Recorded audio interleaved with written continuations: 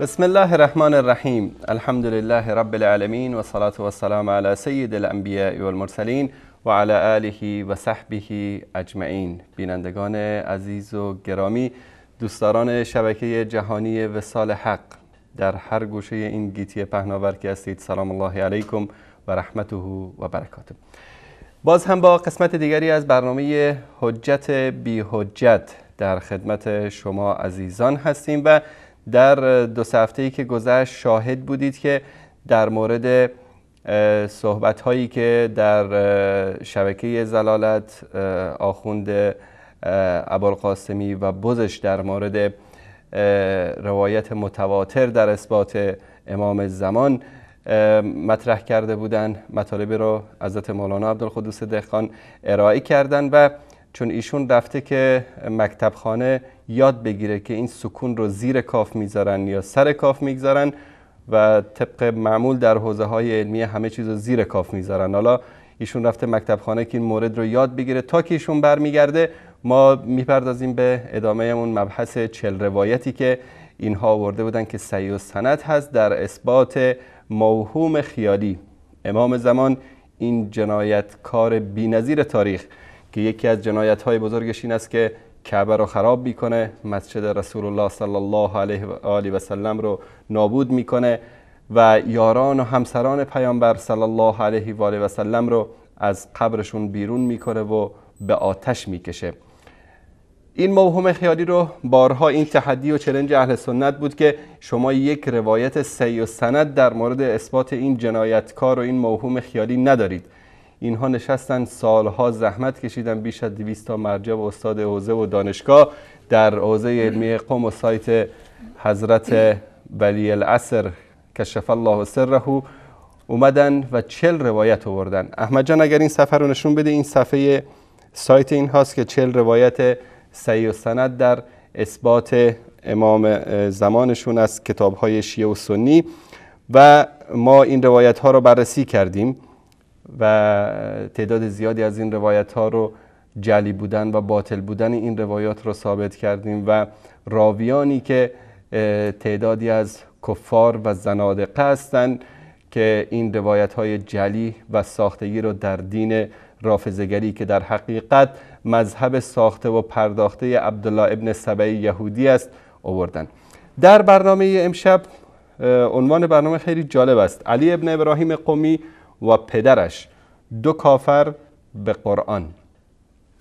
علی ابن ابراهیم قمی استاد محمد ابن یعقوب کلینی است، صاحب کتاب کافی که یکی از صحیح ترین کتاب های روافض بعد از قرآن کریم محسوب میشه و در مقدمه این کتاب هم آوردن که حضرت امام زمان عین جیم این کتاب رو دیدند و امضا کردن که الکافی کافن لشیعتنا، این کتاب کافی برای شیعیان ما کافی است. حالا این کافر علی ابن ابراهیم قمی و پدرش استاد کلینی هستند و یکی از مهمترین تفاسیر شیعه که معروف به تفسیر قمی است، نویسندش علی ابن ابراهیم قمی است.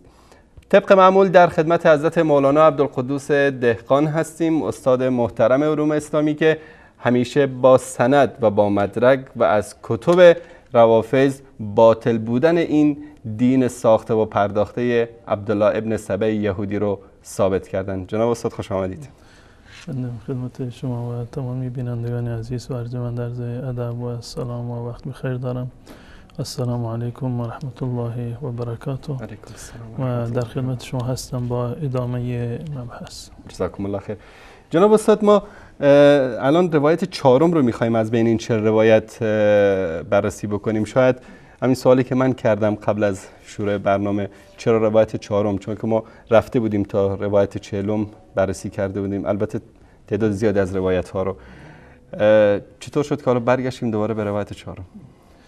الحمد لله رب العالمین و العاقبة للمتقین و صلی الله علی نبینا محمد و علی آله و صحبه اجمعین. بینندگان عزیز استحضار دارند که ما در بررسی این روایات مطرح شده که ادعا شده که صحیح السند هستند از آغاز شروع کردیم این روایات رو. بعد از اینکه روایات کتاب کافی رو که در خود کتاب بودن بررسی کردیم، روایاتی رو که در کتاب بحار الانوار بود بررسی کردیم و نهایتا این 40 روایتی رو که آقایون انتخاب کردند از مجموعه این روایات و به عنوان روایات صحیح السند مطرح کرده بودند، اینها رو هم ما چند ماهی هست که خدمت بینندگان عزیز این روایات رو از نظر سندی و محتوایی بررسی و تحلیل میکنیم. خب طبعا ما یعنی اصل روایات رو از روایت اول تا روایت سوم رفتیم، یعنی به ترتیب.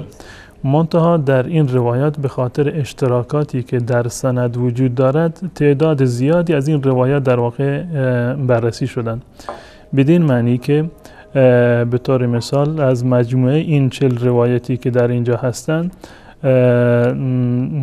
بیش از 20 روایت از این روایات از شیخ صدوقشون بود که من در مورد صدوق در آخرین برنامه‌ای که داشتم مطالبی رو عرض کردم در مورد عدم وثاقتش، در مورد اینکه روایات رو تحریف می‌کرده، تغییر می‌داده و یا اینکه اصلا جعل روایت می‌کرده، که نمونه‌هایی رو من قبلا خدمت بینندگان عزیز مشخص کردم. وقتی که اصل سند خود آقای صدوق یعنی کذوب بودنش ثابت بشه و ثابت شد که ایشون روایت جعل می کرده یا روایات را به هوا و هوس خودش تغییر می داده و اساساً خودش اهل تضعیف و تصحیح روایت نبوده یا در مورد وثاقتش هم جای بحث وجود داره، پس بنابراین تمام روایاتی که منتهی می شوند به صدوق در واقع از اعتبار ساقط هستند، مگر اینکه آقایون بیایند صدوق بودن صدوق رو ثابت بکنند و مطالبی رو که بنده عرض کردم که ایشون روایت جعل می کرده، روایات رو تغییر می داده، مانند روایت 13 امام که چندین روایت در اصول کافی داریم، ایشون اومده بود این روایت رو تحریف کرده بود، به قول معروف اصلاحش کرده بود و نمونه‌های دیگری که بنده عرض کردم. پس بنابراین با این معیار ما روایات زیادی رو تاکنون از این 40 روایت بررسی کردیم. این تنها با بررسی کردن خود صدوق، سندی که صدوق در اون هست، بیش از 20 روایت در واقع بررسی شده و فکر نمی کنم نیازی باشه که ما وقت خودمون رو هدر بدیم و تک تک این روایات رو باز هم بررسی بکنیم. و در برنامه امروز هم که میپردازیم به بررسی روایت چهارم که از علی ابن ابراهیم قمی هست و اونم از پدرش روایت کرده، بدین معنی تعداد بیشتری از این روایت در واقع بررسی خواهند شد، زیرا که در حدود 1/4 این روایات از 40 روایتی که هستند، حدود تقریبا 1/4 از همین پدر و پسر هست. وقتی که در مورد این ما بحث کردیم و در مورد وثاقتشون و عدالتشون مطالبی رو بنده عرض خواهم کرد، بدین معنی است که تمام روایاتی که این دو فرد در سند اون روایات وجود دارند در واقع از اعتبار ساقط هستند و به هیچ عنوان نمیتوانند که روایت صحیح قرار بگیرند.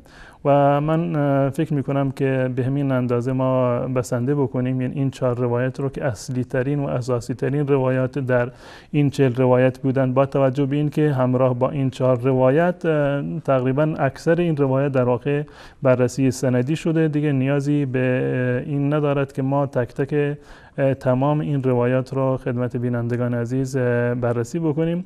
من فکر میکنم که بعد از بررسی این روایت چهارم برگردیم به موضوع اصل حجت بی حجت در کتاب اصول کافی و این قول رو هم خواهیم داد خدمت بینندگان عزیز و خصوصا آقایونی که در قم هستن. اگر ثابت شد که در نهایت، تا کنون که چیزی ثابت نشده، اگر ثابت شد که حجت ابن الحسن دلیلی دارند، حجتی دارند، ما حاضر هستیم که اسم برنامه رو دوباره تغییر بدیم، به جای حجت بی حجت دوباره بگذاریم حجت با حجت. البته اگه شما هم موافقت بفرمایید در این زمینه. جزاکم الله خیر. بینندگان عزیز گرامی، همونطوری که حضرت مولانا فرمودن، روایت چهارم رو اگر احمد جان نشون بدن، این روایت چهارم هست، دقیقاً از همون فایلی که اینها نشر کردن در اثبات به اصطلاح مهدی موهومشون. در روایت چهارم میگه که شیخ کلینی رحمت الله علیه در کتاب شریف کافی روایت را نقل میکند که امام کاظم علیه السلام در این روایت به شیعیان توصیه کرده که در سجده شکر خود ذکری را بخوانند. در این ذکر از ائمه 12گانه علیهم السلام یاد شده است و همانطوری که مشاهده میکنید نفر اول در این روایت علی ابن ابراهیم عن ابیه که امین علی ابن ابراهیم قمی و پدرش است که پدرش ابراهیم ابن هاشم قمی نام دارد. از ان عبدالله ابن جندب قال سألت ابا الحسن الماضي علیه السلام اما اقول فی سجدة الشکر فقد اختلف اصحابنا فی. جناب مولانا در خدمت شماست. بله، این روایت چهارم است که شما نمایش دادید خدمت بینندگان عزیز و متاسفانه که از رسواترین دلایلی هست که برای اثبات امامت یا ولادت مهدی، یعنی در این گروه اول دسته اول روایاتی که گفتند و مطرح کردن 4 روایت، شاید رسواترینشون در واقع همین روایت باشد. درست. اما قبل از این که به اصل روایت بپردازیم، شما اشاره کردید که راویانشون علی ابن ابراهیم قمی هست از پدرش و اون هم از عبدالله ابن جندب، یعنی 3 نفر در این سند در واقع اومده. به خاطر اینکه بینندگان عزیز و ارجمند با اصل موضوع آشنا باشند، با ثقل موضوع آشنا باشند که علی ابن ابراهیم قمی کی هست، پدرش ابراهیم ابن هاشم کی هست و چه جایگاهی رو در مذهب شیعه دارند و چه تعداد روایاتی رو آوردند و در واقع زیر سوال رفتن این 2 نفر به چه معنی هست، من از کتاب‌های خود آقایون در این زمینه مطالبی رو عرض خواهم کرد تا اینکه علی ابن ابراهیم قمی و پدرش در واقع به صورت کاملتری در اینجا معرفی بشوند. اول علی ابن ابراهیم، خود علی ابن ابراهیم که در واقع پسر هست و علی ابن ابراهیم قمی، از کتاب معجم رجال حدیث آیت الله خویی، دوستان اگر نمایش بدند این صفحه رو، معجم رجال حدیث خویی هست که با این کتاب آشنایی دارند. یکی از بزرگترین مراجع معاصر در مورد رجال حدیث شیعه هست و نویسندش هم که نیازی به تعریف و توضیح ندارد، الامام الاکبر السید ابوالقاسم الموسوی الخویی.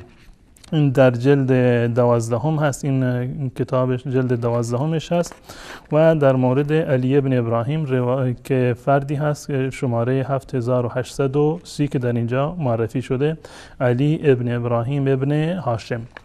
در اینجا در صفحه بعدش، یعنی در جلد 12 صفحه 213 اومده و ایشون رو معرفی میکند طبقهش را در روایات. وقع فی اسناد کثیر من الروایات، علی ابن ابراهیم قمی در سند بسیاری از روایات وجود دارد. تبلغ 7140 موردا. من توصیه میکنم که بینندگان عزیز این ارقام یادداشت بفرمایند تا اینکه مشخص بشند که طرف حساب ما براشون واضح بشه که چه کسانی و چه افرادی هستند. آقای آیت الله خویی میگوید که علی ابن ابراهیم قمی در سند تعداد زیادی از روایات وجود دارند که این روایات 7140 روایت هستند. تبلغ 7140 مورد، یعنی روایات علی ابن ابراهیم قمی در کتاب‌های شیعه 7140 روایت هستند. و بعد از این میگوید که فقد روى عن ابیه، علی ابن ابراهیم قمی از پدرش روایت کرده و روایات عنه تبلغ 6214 موردا، و روایاتی که علی ابن ابراهیم قمی از پدرش روایت کرده 6214 روایت هستند. 6214 روایت. و بعد از این روایت است که از پدرش روایت کرده. مجموعش 7000 هست، 7140 روایت. از این مجموعه 6214 روایت رو فقط از پدرش روایت کرده. بعد از این در صفحه بعدی تعداد دیگر از استاداش آورده، مانند صالح ابن سندی که روایتاش 63 مورد هستند، از محمد ابن عیسی که روایاتش 486 روایت هستند، محمد ابن عیسی ابن عبید که روایاتی که از این استاد خودش داره 82 روایت هستند، هارون ابن مسلم که روایاتی که از هارون ابن مسلم دارد 83 مورد هستند. این مجموع روایاتی هست که آقای علی ابن ابراهیم قمی دارد. به تعبیر دیگر که علی ابن ابراهیم قمی یکی از بزرگترین راویان شیعه هست، یکی از بزرگترین راویان شیعه و یکی از بزرگترین و معروفترین اساتید کلینی هست. همون گونه که اینو خدمت بینندگان عزیز من عرض خواهم کرد. ایشون 7140 روایت دارند. 7140 روایت. از میان این 7140 روایتی رو که علی ابن ابراهیم استاد کلینی روایت کرده، ایشون 6214 روایت رو فقط از پدر خودش روایت کرده.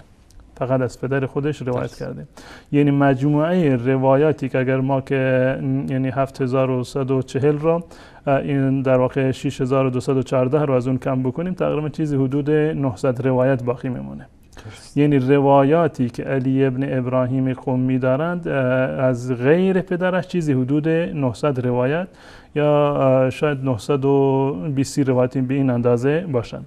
این مطلب رو من عرض میکنم و روایتی رو که من در اینجا عرض کردم که از محمد ابن عیسی داشت 483 روایت، از صالح سندی داشت 63 روایت، از محمد ابن عیسی ابن عبید که 82 روایت بودند، از هارون ابن مسلم که 83 روایت بودند. مجموع اینا تقریبا چیزی حدود 700 روایت میشوند. یعنی این که با این حساب شما یعنی اساتید علی ابن ابراهیم قمی رو میتوانید که کاملا در بیابید که ایشون در چه حدی بوده، چه اندازه ایشون استاد داشته و برای طلب حدیث تا چه اندازه ایشون در واقع زحمت کشیده. کل روایت 6214 روایت رو فقط از پدرش روایت کرده. فقط از پدرش، یعنی زحمتی رو متحمل نشده، بالفرض این که ثابت بشود که این روایات رو مستقیما از پدرش شنیده. در این زمین هم بحثی وجود داره که اینا بالوجاده بوده، یعنی اینها رو دیده در یک دفتری، در یک کتاب اینها رو در واقع نقل کرده که خب در کتاب خودش هم احیانا میاره، بیشتر در کتاب تفسیر قمی وقتی که میآورد میگه حدثنی ابی، اما بازم در این زمینه بحثی وجود داره که تمام این روایت رو آیا ایشون مشافهتاً شنیدن یا اینکه بالوجاده اینها رو دریافت کردن. این از روایات علی ابن ابراهیم قمی. بعد از این برمیگردیم به روایات پدرش ابراهیم ابن هاشم رو. بازم از کتاب معجم رجال حدیث آیت الله خویی در جلد اول، دوستان نمایش بدن این کتاب رو. معجم رجال حدیث خویی هست، جلد اول این کتاب و در صفحه 289 شماره 332 ابراهیم ابن هاشم ابو اسحاق القمی که معرفیش کرده ایشون رو در اینجا و من نمیخوام که تمام مطالبی رو که درباره‌اش گفته اینا رو عرض بکنم. و در اینجا در طبقهش در حدیث طبقته فی الحدیث، طبقه‌ای که آقای ابراهیم ابن هاشم دارد و درجه‌ای که در حدیث دارد.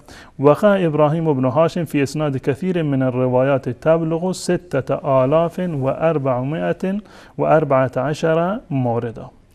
روایاتی رو که ابراهیم ابن هاشم دارن 6000 روایت، 6414 روایت هستند. کل روایات ابراهیم ابن هاشم 6414 روایت در واقع هستند. اینو دوستان عزیز یادداشت بکنن. و در اینجا تحصیلی کرده ولا یوجد فی الروات مثله فی کثرت الروایت. در میان راویان حدیث ما کسی رو که به اندازه ابراهیم ابن هاشم روایت نقل کرده باشه ما کسی رو نداریم. ولا یوجد فی الروات مثله فی کثرت الروایت. کسی در میان علمای در میان راویان شیعه وجود ندارد که به اندازه ابراهیم ابن هاشم روایت کرده باشه.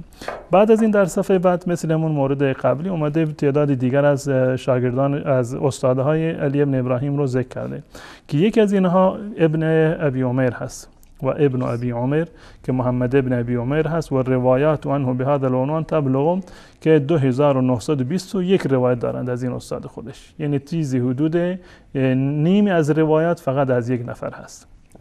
نیمی از روایاتش فقط از محمد ابن ابی عمر هست. 150 موردش از ابن ابی نجران هستند، 600 موردش از ابن محبوب هست و 120 موردش از احمد ابن ابی نصر هست و 250 موردش از اسماعیل ابن مرار هست که تشدید گذاشتند و 50 موردش از حسن ابن محبوب هست و افراد دیگری هم آورده از جز کسانی که ایشون روایت کرده. و از میان شاگردانش باز هم افرادی رو در اینجا ذکر کرده که شاگردان خود ابراهیم ابن هاشم بودن، همون مورد رو که قبلا ذکر کرده بود اینجا باز آورده. روا عنهم احمد بن ادریس و سعد بن عبدالله بن جعفر الحميري و علی ابنه. یکی از راویانی که از ابراهیم ابن هاشم روایت کردن فرزندش هست که علی اسمش بود. و روایات عنه تبلغ عدد قبلی رو 6214 روایت رو در واقع علی ابن ابراهیم قمی از پدر خودش نقل کرده. خب با این وجود وقتی که ما بررسی میکنیم در اینجا روایاتی رو که در واقع بوده از ابراهیم ابن هاشم، ما میبینیم که نیمی از این روایات رو ابراهیم ابن هاشم فقط از یک نفر روایت کرده که استادش است محمد ابن ابی عمر، و اکثر روایات ابراهیم ابن هاشم را فرزندش روایت کرده که قبلا عرض کردم که تعداد 6214 روایت رو ایشون در واقع نقل کرده بودند از پدرش. و روایتی رو که در اینجا آورده بود از بقیه راویان من به صورت مفصل در اینجا نمایش دادم که از هر کسی از هر یک از این روایت در واقع چه اندازه ایشون روایت کرده بودند. خب با توجه به این مواردی که در اینجا ذکر شد، این علی ابن ابراهیم قمی و پدرش باید جایگاه خیلی والایی رو در این زمینه داشته باشند. و جالب اینجا هست که تعداد زیادی از روایات کافی برمیگرده به همین روایات خود علی ابن ابراهیم قمی هستند که از پدرش در واقع این روایات رو نقل کرده. من در اینجا این موارد رو یادداشت کردم که تعداد روایتی به طور مثال آقای سبحانی در کتاب خودش کلیات فی علم الرجال گفته که وقد اکثر فی الکافی الروایت عنه حتی بلغ الروات عنه روایت عنه 7068 موردا. میگوید که کافی از علی ابن ابراهیم قمی روایات خیلی زیادی رو نقل کرده، حدود 7068 روایت رو 7068 روایت رو کافی آقای کلینی از شاگردش از استادش علی ابن ابراهیم در واقع نقل کرده. این تسلسل رو در ذهن داشته باشید. خود آقای علی ابن ابراهیم قمی 7140 روایت نقل کرده. از مجموعه اینها 6214 تا رو فقط از پدرش نقل کرده. و بعد از این آقای کلینی هم که اومده از استادش علی ابن ابراهیم نقل کرده بالغ بر 7000 این 7068 روایت رو ایشون از علی ابن ابراهیم چکار کرده؟ نقل کرده. یعنی همه 6000 و 7000 این روایت در واقع به همدیگر گره خورده. اگر علی ابن ابراهیم زیر سوال برود 7000 روایت زیر سوال رفته. اگر ابراهیم ابن هاشم زیر سوال برود بالغ بر 6000 روایت زیر سوال رفته. اگر کلینی زیر سوال برود حداقلش روایتی که یعنی کل روایت کتابش که حدود 16000 هستند و خصوصا این روایتی که از علی ابن ابراهیم در واقع نقل کرده تمام اینها زیر سوال می روند. و این اهمیتی رو که این روایات دارند و این مبحث دارند یکی از علمای بزرگ و معروفش این رو در کتاب خودش آورده و گفته. یعنی میشه گفت که تقریبا 40-45% اصول کافی رو باید دور انداخت با این حساب.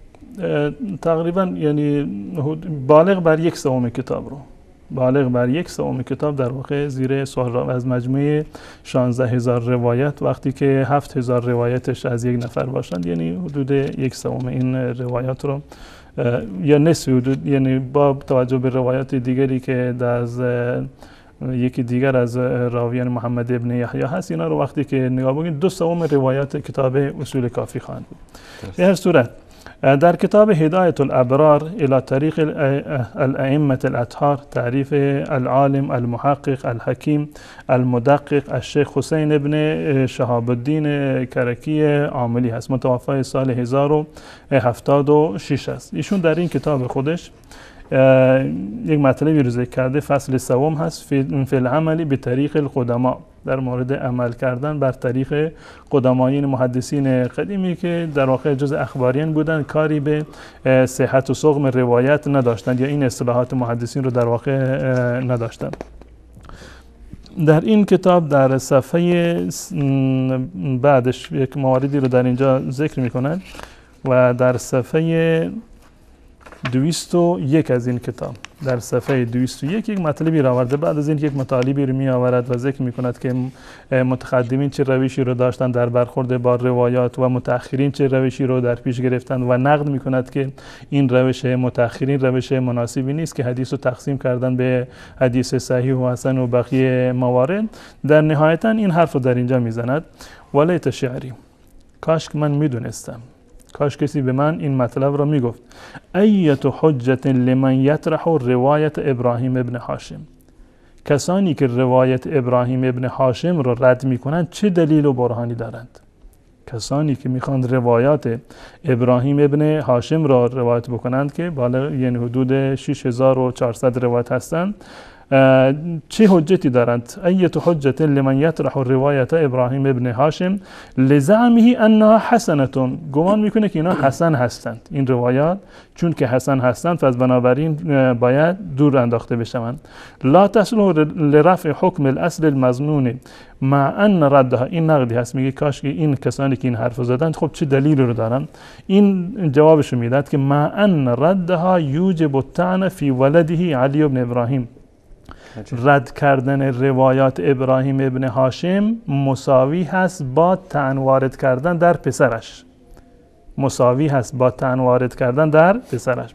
مع ان ردها، با وجود این که رد کردن روایات ابراهیم ابن هاشم موجب چی هست؟ موجب طعن در فرزندش علی ابن ابراهیم الثقه الجلیل، این که خودش ثقه بوده و جلیله علی ابن ابراهیم. اگر روایات پدرش رو ما رد بکنیم بدین معنی هست که پسر هم در اینجا زیر سوال می رود. لانه لم یروی عن غیر ابیه الا نادرا، زیرا که ایشون از غیر پدرشون روایت زیادی رو ندارند. 6214 روایت رو ایشون فقط از پدرش نقل کرده. یعنی حاضر هستن که دین زیر سوال بره اما راوی زیر سوال مشکل اینجا هست. خب راوی باشه، خب یک دو تا روایت داشته باشه، خب اشکال نداره، زیر سوال رفت مشکلی پیش نمیاد. اما راوی که 7000 روایت داره، راوی که 6000 روایت داره و اساس کتاب کافی بر این هست و اساس مذهب شیعه بر این هست، خب به هر صورتی باید از اون دفاع بکنن، وگرنه یعنی تسلیم شدن در و علامت شکست است. ایشون میگه که لانه لم یروی عن غیر ابیه الا نادرا، زیرا که علی ابن ابراهیم روایت نکرده از غیر پدرش مگر روایات نادری رو، خیلی کم هستند، 6214 روایت فقط از پدرش نقل کرده. مع کثرت استقاط فی زمانه، خب در زمان ایشون آدمای ثقه زیاد بودن، اما با وجود این همه رو ویل کرده اومده و بالغ بر 6000 روایت رو فقط از پدرش چکار کرده؟ نقل کرده. بقیه روایت رو من عرض کردم حدود 700 800 روایتی رو یا ما بقیه کل این روایاتی رو که از 7000 روایتی که ایشون دارن، اگر اون روایات پدرش رو ما جدا بکنیم که 6214 هستن، چیزی حدود 900 روایت باقی میمونه. همین حرفی است که در اینجا این عاملی میگوید که روایاتی رو که علی ابن ابراهیم قمی از غیر پدرش دارد اینها نادر هستند. این نقطهش جالب است. فلا دخل الریب فی روایت ابیه، اگر شکی در روایت پدر وارد بشود لازم تساهله فی الروایت عنه، معلوم میشه که خود آقای علی ابن ابراهیم هم آدم چندان در واقع ثقی هم نبوده، اهل تساهل بوده. چرا از پدرش که ثقی نیست ایشون این همه روایت کردن؟ خب آدمای ثقی که زیاد بودن در زمان خودش، باید از اونها روایت میکرد. فلو دخل الریب فی روایت ابیه، اگر شک وارد بشود در روایت پدرش یعنی ابراهیم ابن هاشم، لازم تساهله فی الروایت عنه، ثابت می شود که آقای علی ابن ابراهیم هم انسان متساهلی بوده و ذالک، متساهل بودنش یوجب الطعن فیه، این موجب طعن در علی ابن ابراهیم است، نه تنها در علی ابن ابراهیم و فی تلمیذه ثقة الاسلام، مورد طعن واقع می شود حتی شاگردش ثقة الاسلام کلینی، لان اکثر ما فی الکافی یرویه عنه عن ابیه، زیرا بیشترین روایاتی که در کافی هستند این کلینی اینها روایت می کند از علی ابن ابراهیم عن ابیه، از پدرش. عرض کردم که حدود آقای سومانی گفته بود که بالغ بر 7000 روایت هستند که فقط آقای کلینی از علی ابن ابراهیم نقل کرده. و هذا مما لا یرضی به احد، این مطلبی هست که کسی به این راضی نمیشه. خب راضی میشند بشند، راضی نمیشند ما حرفی نداریم. علی ابن ابراهیم قمی باشه، ابراهیم ابن هاشم باشه، آقای کلینی باشه، صدوق باشه، توسی باشه، مگر شما معتقد به اصول حدیث نیستید؟ مگر شما ادعا نمی کنید که ما روایات صحیح السند داریم؟ روایات صحیح السند معنیش این است که شما راویانش را و افرادش را که در سند هستند اینو بررسی بکنید. خب وقتی که بررسی میکنیم که وثاقتشون و عدالتشون ثابت نشد، خب زیر سوال میروند. روایاتشون نمیتواند روایات صحیح قرار بگیرند، چه یک روایت داشته باشند، چه 100 روایت داشته باشند، چه هزاران روایت داشته باشند، مانند آقای علی ابن ابراهیم قمی و پدرش. پس بنابراین این مبحث یکی از مباحثی هست که بسیار مهم و اساسی هست برای شیعه. بدین خاطر خواستند که به هر قیمتی که شده و با هر تعویلی که شده به هر خس و خاشاکی در واقع چنگ بزنند تا اینکه وثاقت یا عدالت ابراهیم ابن هاشم رو ثابت بکنند. اگر پدر زیر سوال بره، پسر زیر سوال میره. اگر پسر زیر سوال رفت، شاگردش که آقای کلینی هست این زیر سوال میرود و کل کتاب اصول و فروع کافی در واقع هباء منصورا می شود، هیچ گونه ارزش علمی در واقع نخواهد کلینی هم که زیر سوال رفت، امام زمان زیر سوال میره. همه زیر سوال خواهند رفت، چون که امام زمان امضا کرده که الکافی کافی لشیعتنا. برای بینندگان عزیز و گرامی، اینا همچنین به هم دیگه ارتباط دارن و سلسله ای از دروغگویانی که اومدن به قول آقای ابوالقاسمی و بزش که روایات متواتر ساختن برای اثبات امامت و امام زمان.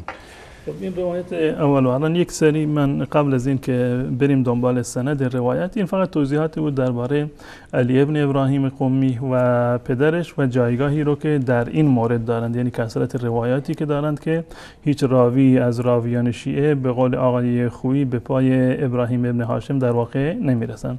اما خود این روایتی که به عنوان روایت چهارم و چهارمین دلیل برای اثبات وجود مهدی ذکر کردند واقعا خنده آور هست. اگر شما خود این سند رو و روایت رو نمایش بدید، این در کتاب دوستان عزیز این فایلی است که در سایت ولی عصر و در شبکه زلالت خیلی مانور دادن روی این فایل، گفتن که ما روایات صحیح سند داریم از مهدویت از طریق اهل بیت علیهم السلام و اینم روایت چهارمی که حضرت مولانا در موردش در این روایت قطع نظر از سندش که سندش رو من انشالله بررسی خواهم کرد، اما خود متن این روایت هم جای تأمل دارد. در اینجا علی ابن ابراهیم قمی از پدرش از عبدالله ابن جندب روایت کرده، همین از ابوالحسن مازی یعنی از امام موسی کاظمی روایت کرده. دعایی رو در سجده شکر آورده که گفته که این دعا رو در هنگام شکر در سجده شکر بخوانید. فقال قل و انت ساجدون، در وقتی که در سجده هستی این دعا رو بخون: اللهم انی اشهدک و اشهد ملائکتک و انبیاءک و رسولک و جمیع خلقک انك الله ربی و الاسلام دینی و محمدا نبی و علی و فلانا و فلانا الى آخرهم ائمتی. خب در این روایت شما میبینید که هیچ نامی از مهدی وجود نداره. نامی بود از اینجا که مهدی، این دلیل آوردن برای اثبات مهدویت. نهایت چیزی که در اینجا آورده گفته فلانی فلانی ائمه من هستند. خب فلانی فلانی کی هستند؟ چند نفرند؟ الی آخرهم. یعنی این که خود این دلیل نیازی به یک دلیل دیگر دارد که ثابت بکند که فلانی فلانی کی هستند. انسان عاقل اگر روایت صحیح دیگری رو داشتن، این روایت رو به عنوان دلیل بر امامت یا مهدویت ذکر نمی کردن، زیرا که این روایت مبهم گفته. خب همین روایت میتونه که دلیل فتیها هم باشه، میتونه دلیل بقیه تمام فرقه های شیعه باشه، میتونه دلیل اهل سنت هم باشه که علی و فلان و فلان، چون که فلان و فلان بیشتر تو کتاب اینا وقتی ذکر میشه ابوبکر و عمر منظورش هست. علی و ابوبکر و عمر. یعنی این روایت مبهمی هست، در این هیچ ذکری نه از مهدی شده و نه از پدر مهدی و نه از اجدادش، به استثنای فقط چند نفر رو نام برده که محمد پیغمبر من هست، علی و فلانان و فلانان، فلانی فلانی. خب این فلانان و فلانان الی آخرهم، یعنی این که یک تصوری رو امام که خب اگر من عرض خواهم کرد چون که این دلیل کافی نیست و خودشون هم متوجه شدن که این دلیل نمیتونه دلیل کافی باشه، این دلیل خودش نمیتواند دلیلی برای اثبات مهدویت محمد ابن حسن عسکری باشه، زیرا هیچ اسمی در اینجا نیومده. این فقط یک نوع در واقع یک تصوری رو راوی داشته، یک روایتی رو درست کرده و گفته که فلانی و فلانی تا آخر. یعنی این که شما قبلا امامت اثنا عشر رو قبول کردید، با یک دلیل خارجی دیگر معتقد به آن هستی، در اینجا اکتفا شده و مختصرا این گفته فلان و فلانی، یعنی همونایی که شما با دلایل دیگر اونها رو چیکار کردید؟ ثابت کردید و به اونها ایمان دارید. خب دلایل دیگر رو ما بررسی کردیم که هیچ دلالتی در واقع بر امامت و مهدویت محمد ابن حسن عسکری در واقع نداشتن. روایت ضعیف و جعلی و متضاد و در واقع خلاف عقلی بودن.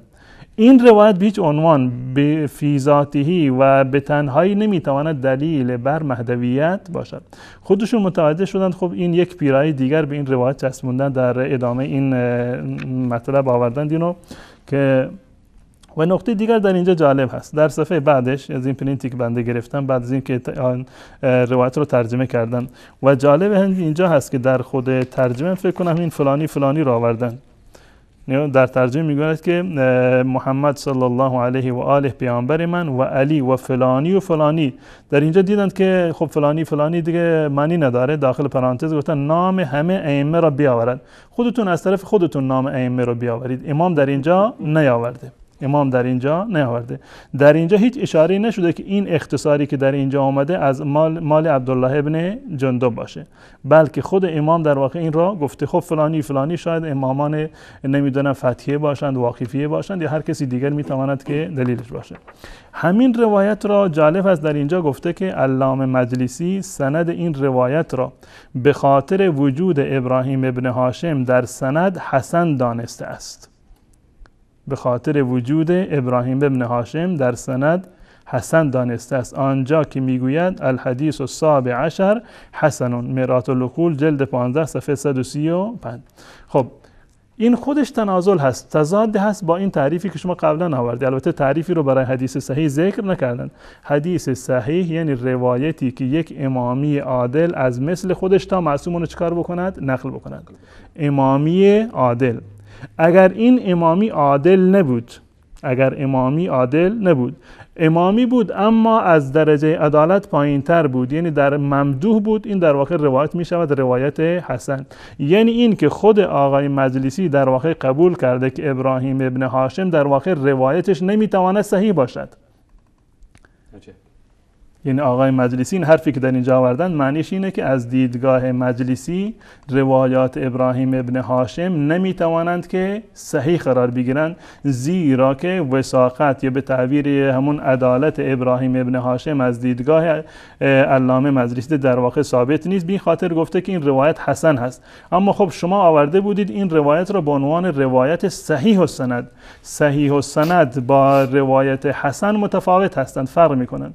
در روایت صحیح بر تعریف شیعه باید راوی امامی عادل باشد، اما در روایت حسن اگر که راوی شیعه ممدوح باشد این کفایت میکنند. خب این نقطه دیگری که در این در واقع تحقیقی که آقایون کردن این آمده. خب بعد از این آوردن یک سند دیگر را، یک روایت دیگر را ضمیمش کردن. عرض کردم که این روایت به تنهایی هیچ گونه در واقع درجی رو دوا نمی‌کرد. اومده که فلانی و فلانی ائمه من هستن. این فلانی فلانی از کجا مشخص بشه؟ یک سند دیگری آوردن، روایت دیگری رو آوردن از شیخ صدوق. این صدوق خود ما یک برنامه کامل در موردش گذاشتیم. شیخ صدوق با همان سندی که در کلینی این روایت را آورده بود، شیخ صدوق با همان سند این روایت را نقل کرده است که در آن نام تک تک ائمه علیهم السلام نیز آورده شده. این دقیقاً مثل همون روایت 13 امامی هست که آقای صدوق اون تحریفش کرده بود. روایت در کتاب اصول کافی که دلالت بر 13 امام میکرد که امامان شیعه 13 نفر هستند. آقای صدوق در کتاب الخصال خودش اومده بود این روایت رو تحریف کرده بود. در اینجا همون کار رو انجام داده. روایتی در کتاب کافی هست گفته که فلانی فلانی امام، هیچ ذکری از اونها از ائمه نکرده. آقای صدوق اومده این روایت رو دستکاری کرده و نام 12 امام رو در اونجا جا زده. به هیچ عنوان این برای ما معتبر نیست. این یک مطلب. مطلب دوم، برای استدلال از این روایت بعدی شما باید اولا سند رو بررسی بکنید. خب در سند که آقای صدوق هست، تا زمانی که شما پاسخ مطالبی رو که من در مورد صدوق عرض کردم ندهید، بدین معنی هست که صدوق روایاتش در واقع معتبر نیست. اول باید وثاقتش و امانت علمیش رو ثابت بکنید، بعد از این بیاید از آقای صدوق و از کتاب‌های صدوق و روایات صدوق شما بیاید و استدلال بکنید. این یک مطلب. و این روایت رو در اینجا گفته که آقای صدوق این رو در کتاب من لا یحضر فقیه گفته. صدوق ابو جعفر محمد ابن علی ابن حسین ابن بابوی در واقع متوفی 381 هجری هست. من لا یحضر جلد 1 صفحه 329 این را آورده و سندی را که آقای صدوق در کتاب خودش آورده در من لا یحضر، در کتاب من لا یحضر روایت را با حذف سند آورده، سندی رو در اونجا ذکر نکرده، فقط گفته که در خود روایت در اینجا میگه روا عبدالله ابن جندب، عبدالله ابن جندب روایت کرده، قبل از این سندی رو ذکر نکرده.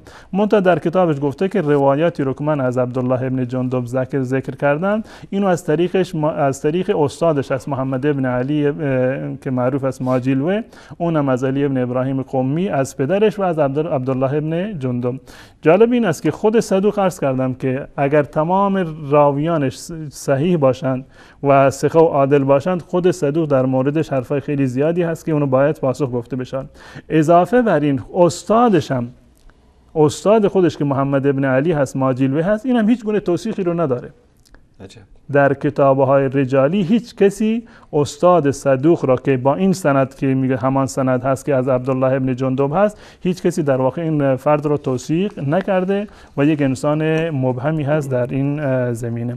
خب این مطالبی هست که به صورت کلی من در مورد این روایت چهارم عرض کردم و بررسی سندش، خودش مطالبی که در مورد سندش وجود دارد و بقیه اقوالی که در اینجا وجود داره انشاءالله در خدمت شما هستم.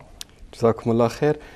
اینم از روایت چهارمی که از علی ابن ابراهیم قمی هست از پدرش. بررسی سند و آشنایی بیشتر با علی ابن ابراهیم قمی و پدرش و اینکه چه دستگلای این آقای قمی به آب داده رو بعد از میان برنامه‌ای که انشالله خواهیم دید در خدمت شما عزیزان و بزرگواران خواهیم بود. میان برنامه میبینیم و دوباره برمیگردیم استودیو با حضرت مولانا عبدالقدوس دهقان و برنامه حجت بی حجت.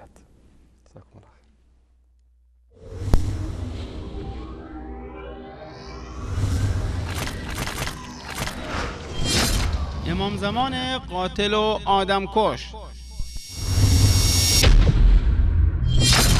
وقتی امام زمان میاد دستور اجرا میشه، داره امام زمان از قاتلین اونقدر میکشه که یکی صدا میزنه، روایت ها نمیدونم شنیدید یا نه، یکی صدا میزنه آقا چقدر میکشی؟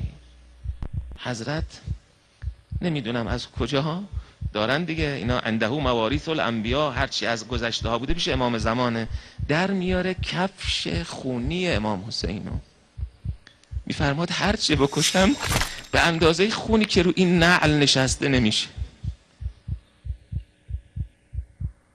هر کی به افعال باباهاش راضی بوده به خون امام زمان، به شمشیر امام زمان خونش رو زمین میریزه. تو بعضی از روایتش داره نه به این خون، به اندازه این کفش نمیشه.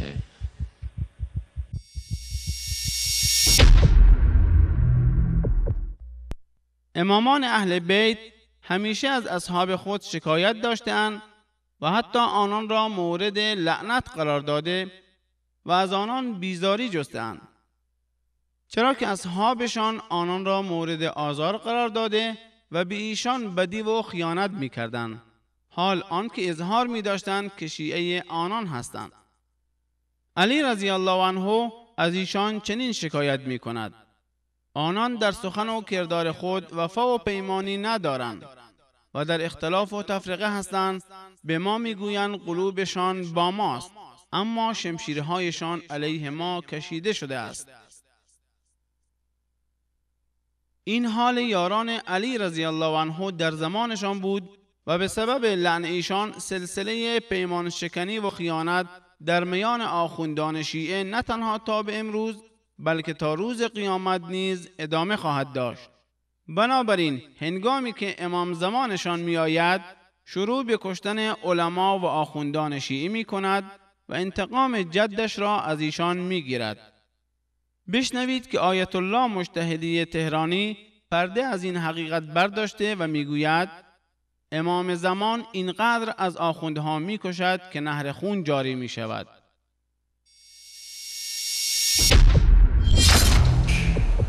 اینجا میشه، اما انشاءالله قبل از اینکه آخوندها اینجا گرواتی بشن حضرت مهدی علیه السلام انشاءالله تشریف میاره ریشه همه‌شون میزنه.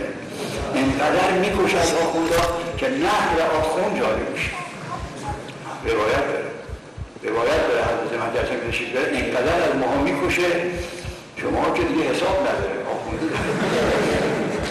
اینقدر میکشه تا خون جاری میشه. روایت داره بچگی ما این واعظام شنیدیم نشدید این پیرمردا یادش حرفای منو، چون اینا قدیمیان، اینا که من میگم از واعظای قدیم شنیدن روایت خودم دیدم که اینقدر نهر خون جاری میشه. هم آسیاب میگرده از خون علما. آها باشه. باید دانست که چرا امام زمان شیعه علما و آخوندهای این مذهب را از دم تیغ شمشیرش میگذراند. امام جعفر صادق رحمه الله سبب این کشتار را بیان کرده و میفرماید ما انزل الله سبحانه آیة فی المنافقین الا وهی فی من ینتحل التشیع. الله پاک هیچ آیه‌ای درباره منافقین نازل نفرموده است مگر آنکه بر پیروان تشیع تطبیق می‌خورد. در روایت دیگری می‌فرماید لو قام قائمنا بدأ بكذابی شیعتنا فقتلهم. هرگاه قائم ما ظهور کند از دروغگویان شیعه ما شروع کرده آنها را به قتل می‌رساند.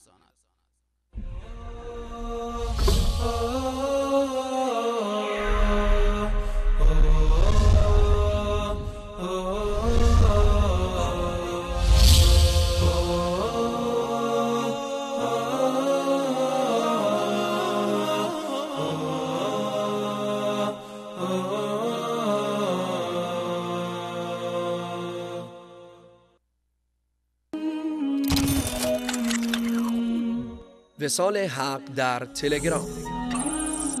عزیزانی که مایل به دریافت تازه‌های شبکه اما از برنامه‌های زنده، کلیپ‌ها، احادیث، سرودها، سخنان علما، کتاب‌ها و مطالب مفید دیگر هستند، با مراجعه به پیام رسان تلگرام به زبان انگلیسی واژه وصال حق تیوی را جستجو نموده و پس از وارد شدن به کانال وصال حق کلید جوین را فشار دهند.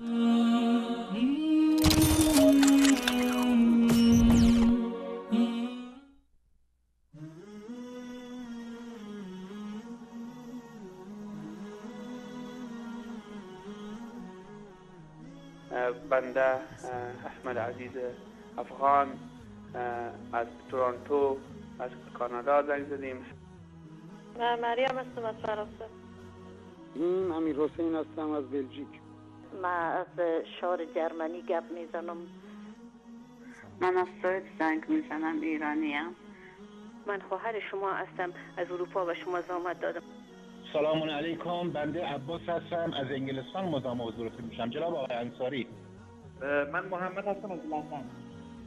یه فاطمه از آلت وارد زحمت داریم. بله از هلند. نوررحمن هستم از اوکراین با تماس هستم. من رحیم هستم از ترکیه. فعلا در استرالیا در شهر سیدنی می باشم. من محمد از لبنان زنگ میزنم. من مادر محمد هستم از کردستان عراق. عبدالله هستم از آذربایجان. انا یوسف من لهواز. هاشمی هستم از ایران تماس میگیرم جناب انصاری. من بیخی هستم از دبی زنگ میزنم. ما از بحرین زنگ میزنم. مادر محمود اسمه. آقای انصاری از افغانستان مزاحم میشم. سلام هستم از تاجیکستان. من بلالم از کشور قزاقستان. محمد فاروقی از هندوستان. من حسین هستم از روسیه.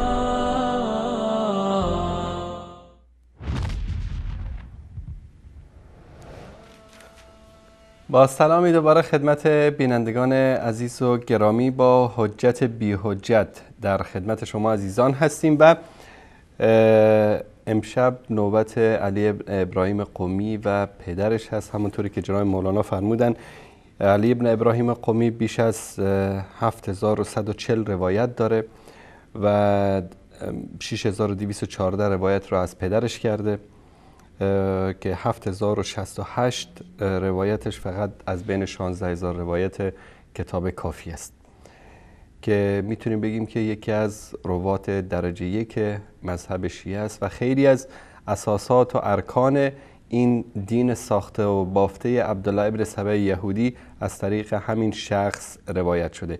این شخص نه تنها کافر به قرآن، بلکه یکی از نواصب و دشمنان علی ابن ابی طالب و اهل بیت رسول الله صلی الله علیه و آله و سلم است که این مطلب رو انشاءالله در برنامه امشب ثابت خواهیم کرد. حضرت مولانا فرمودید که در مورد سند صحبت میکنید. ما هنوز وارد بحث کافر به قرآن بودن علی ابن ابراهیم قمی و پدرش نشدیم. بررسی سند انشاءالله در خدمت شما هستیم. مختصرا این مورد رو عرض میکنم. فقط نگاهی داریم به توثیق سندی که آقایون کردن در این مقاله و این حدیث رو در واقع صحتش رو ثابت کردن. درست. خودشون در ابتدای این سند آورده بودند که علامه مجلسی گفته که این روایت حسن هست، یعنی این که روایت حسن هست و به درجه صحت نرسیده، درجه صحیح یک درجه بالاتر از درجه در واقع حسن بودن هست. و توثیقی که در اینجا آوردن برای این 3 نفر راوی این روایت، علی ابن ابراهیم قمی از پدرش ابراهیم ابن هاشم و روایت آخری از عبدالله ابن جندب هست که اونم روایت کرده از امام موسی کاظم. در مورد علی ابن ابراهیم قمی در اینجا میاد قال النجاشی، نقل قول کرده از نجاشی القمی ثقة فی الحدیث، علی ابن ابراهیم قمی ثقه هست در حدیث، ثابت معتمد صحیح المذهب، ایشون صحیح المذهب هم هست. اینش واقعا جای تعجب داره که علی ابن ابراهیم قمی با این همه روایاتی که در مورد تحریف قرآن داره و همهشون معتقد بر این هستن، علماشون تصریح کردند که ایشون کافر به قرآن هست و معتقد به تحریف قرآن بوده، باز هم نجاشی میگوید که صحیح المذهب است. بگذاریم این رو آقا نجاشی گفته.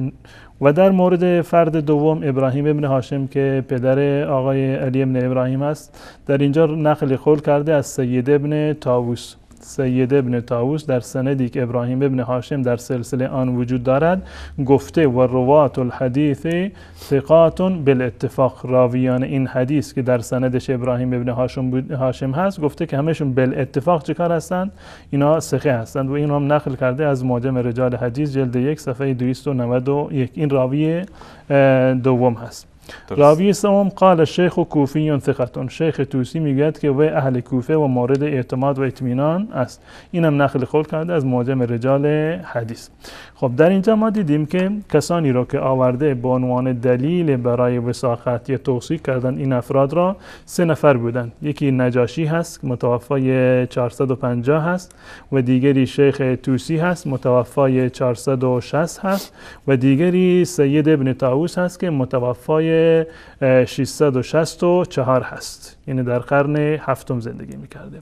و راویانی که در اینجا وجود دارند مال قرن 3 هستند. خود علی ابن ابراهیم قمی در اوایل قرن 4 فوت کرده، این سال 307 یا 309 فوت کرده، یعنی این که ایشون در قرن 3 زندگی میکردن. پدرش و عبدالله ابن جندب مال قرن قبل هستند، این در قرن 3 کار میکردن، زندگی میکردن. اما آقای نجاشی و آقای توسی در قرن 5 هستند، یعنی اومدن 2 قرن قبل از خودشون اظهار نظر کردن. یا آقای سید ابن طاووس این مال قرن 7 هست، اومده اظهار نظر کرده در مورد ابراهیم ابن هاشم قمی که مال قرن 3 هست، یعنی 3-4 قرن قبل از خودش اومده و چیکار کرده؟ اظهار نظر کرده. و این اظهار نظرها بنابر مبانی علم حدیث شیعه به هیچ عنوان قابل اعتبار نیست، به هیچ عنوان قابل اعتبار نیست، یعنی توثیق این افراد در واقع معتبر نیست. به چه دلیل؟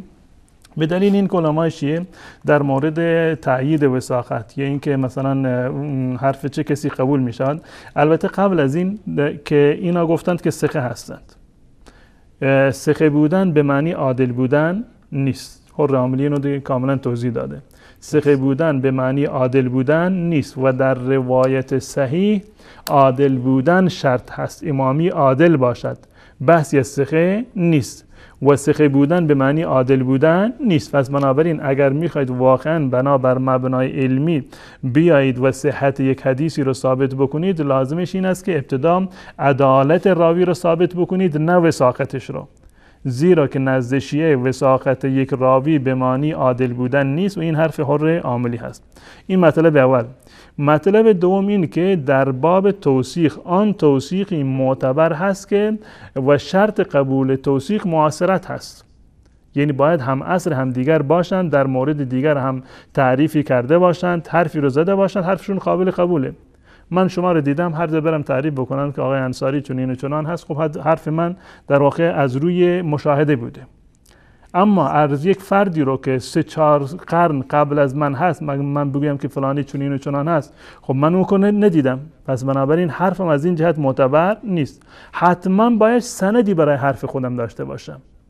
من دارم از 4 قرن قبلش من صحبت میکنم. یعنی شما از فلانی شنیدید، فلانی از فلانی شنیده، یعنی این سلسله سند. توثیق لازمش این است که آقای محسنی هم در کتاب رجال خودش اینو آورده که معاصرة المخبر للمقول فیه، یعنی اون مخبر در اینجا به معنی اون موثق، اون کسی که گفته که فلانی ثقه هست، این باید معاصر باشد با اون کسی که در موردش صحبت میکند. این یک گزینه. یک گزینه دیگر این که او علم او احتمل اتصال و سلسله نقلی الیه، باید با سند نقل کرده باشد. اگر این دو مورد منتفی بودند پس بنابراین این توثیق به هیچ عنوان ارزش علمی ندارد. آقای نجاشی و آقای طوسی و آقای ابن طاووس هیچ کدام از اینها نه علی ابن ابراهیم رو دیدند، نه پدرش رو دیدند و نه عبدالله ابن جندب رو دیدند، ندیدند و سندی هم ندارند برای حرف خودشون. حرف اینها، این توثیقی که در اینجا کردن در واقع به هیچ عنوان قابل اعتبار نیست. این یک مطلب. اساس این بررسی‌ها رو کردن؟ به هیچ عنوان قبل از این کسی رو ندارند. شیعه نقد رجالی که معاصر با رجال و روات حدیث باشه ندارند.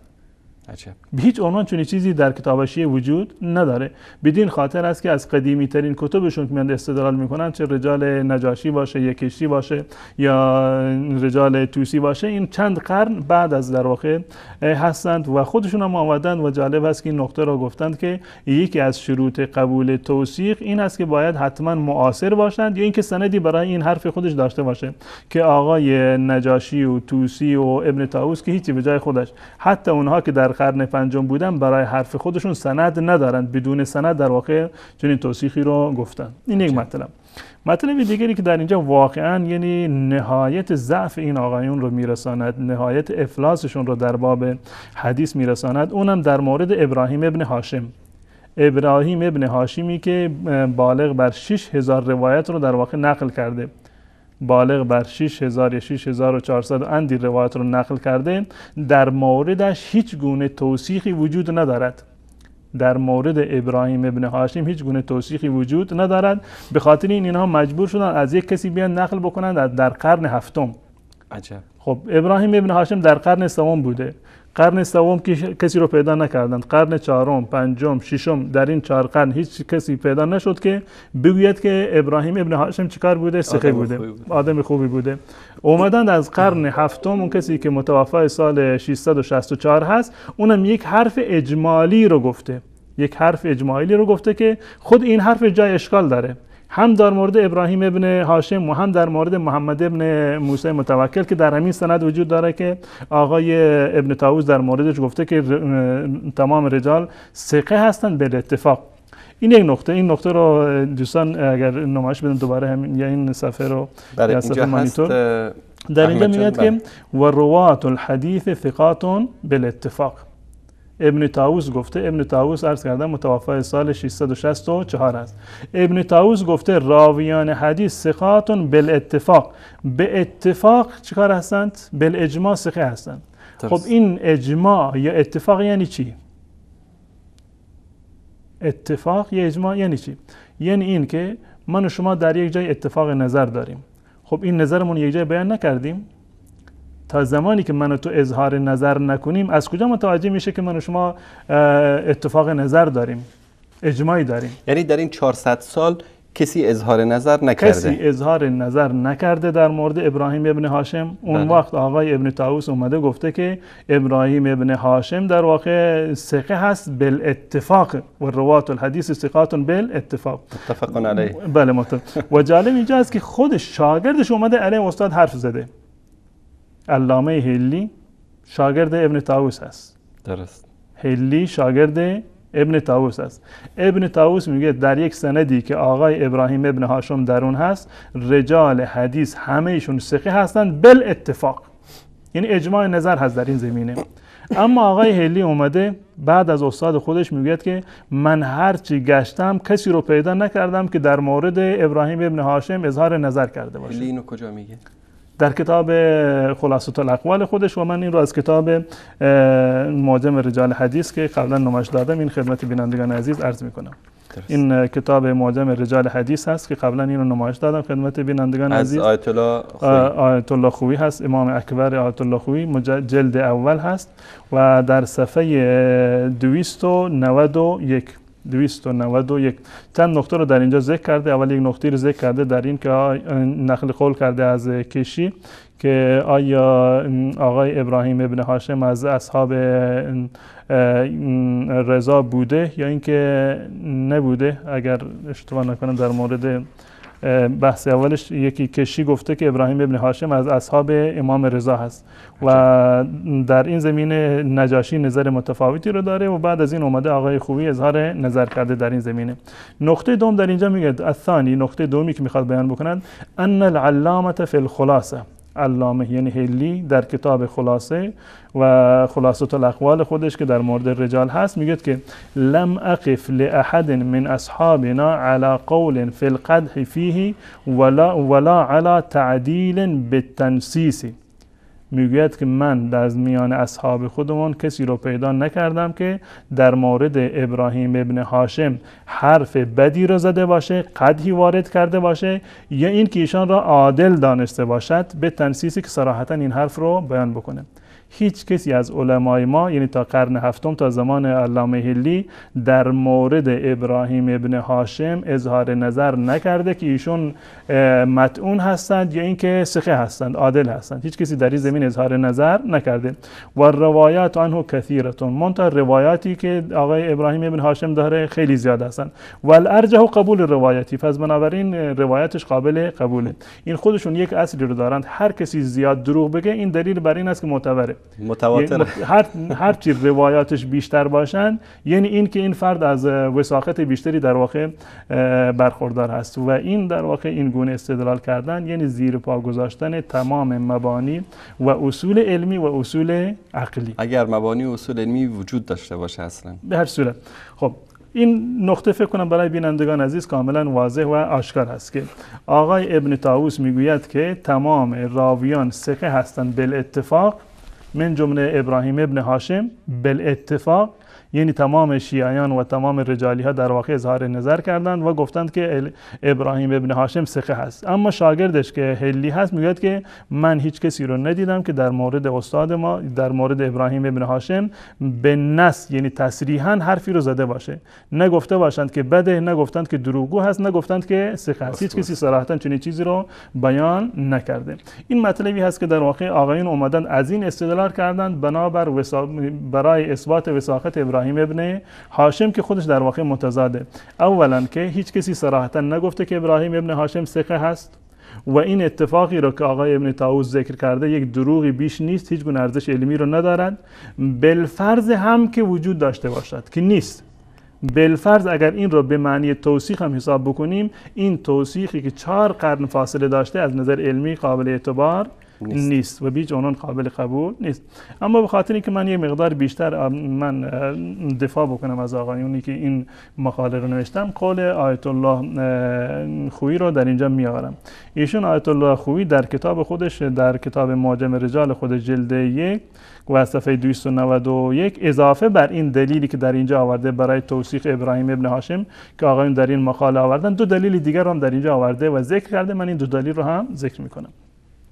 میگه اقول لا ینبغی. تا اینجا حرف آقای هلی بود که ذکرش کرده بود و در ادامه میگه اقول لا ینبغی الشک فی وثاقة ابراهیم ابن هاشم. مناسب نیست که ما در مورد ابراهیم ابن هاشم چیکار بکنیم؟ شک داشته باشیم در مورد ثقه بودنش. و یدل علی ذلك عده امور. و در مورد وثاقت ابراهیم ابن هاشم چند تا دلیل هست، چند نقطه هست که دلالت بر وثاقتش میکنه. مطلب اول انه روى عنه ابنه علی فی تفسیره کثیرا، که پسرش ازش نقل کرده. چون که علی ابن ابراهیم از پدر خودش در تفسیر زیاد نقل کرده، پس بنابراین پدرش هم باید ثقه باشه. به چه دلیل؟ به دلیل حرفی که علی ابن ابراهیم قمی در ابتدای تفسیر خودش گفته که من از روات و ثقات خودمون چیکار میکنم؟ نقل میکنم. این هر دلیل اول. انه روى عنه ابنه علی في تفسیره كثيرا وقد التزم في اول كتابه بان ما يذكر فيه قد انتهى اليه بواسطه ثقات. این دلیل اول.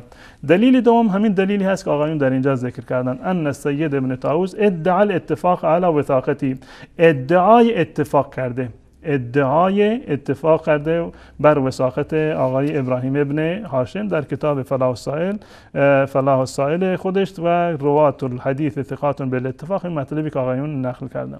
مطلب سوم، دلیل سومی که آقای خویی آورده، انه اول من نشر حدیث الکوفیین بقم، که آقای ابراهیم ابن هاشم اولین کسی هست که حدیث کوفی ها را در قم چکار کرده؟ پخش کرده.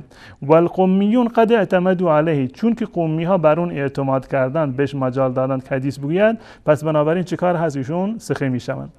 والقوميون قد اعتمدوا على روایاته و فیهم من هو مستصعب فی امر الحدیث، که در مورد حدیثشون در واقع این قومی ها ادعای آقای خویی هست که سخت بودن. پس بنابراین چون که آقای ابراهیم ابن هاشم در قوم حدیث بیان کرده و حدیث رو منتشر کرده، پس بنابراین باید آدم ثقه‌ای باشه. فلو کان فیه شایبة الغمزه لم یکن یتسالم على اخذ الروایت عنه، لم یکن یتسالم على اخذ الروایت عنه و قبول قولی. اگر واقعا ایشون یک اشکالی داشتن، به هیچ عنوان نمیتونستند که در قوم چیکار بکنن؟ بروند و روایت بیان بکنن. الان این سه مطلبی هست که در اینجا ذکر کرده. الان از این سه مطلبی که در اینجا اومده، قوی ترینشون کدوم هست؟ سه تا دلیل آورده بود. دلیل اول این که پسرش از این نقل کرده در کتاب تفسیر خودش. ابن طاووس گفته که روات حدیث همه ثقه هستند. و مطلب سوم این که ایشون جز راویانی بوده که در قم چه کار میکرده؟ حدیث بیان میکردن. از این سه دلیل کدوم یکی قوی تر هست؟ اینو یکی دیگر از علمای شیعه در واقع اینو آورده و اینو بیان میکند. آقای آیت الله شیخ محمد تقی تستری، اسم کتاب از قاموس الرجال، دوستان نمایش بدن این رو.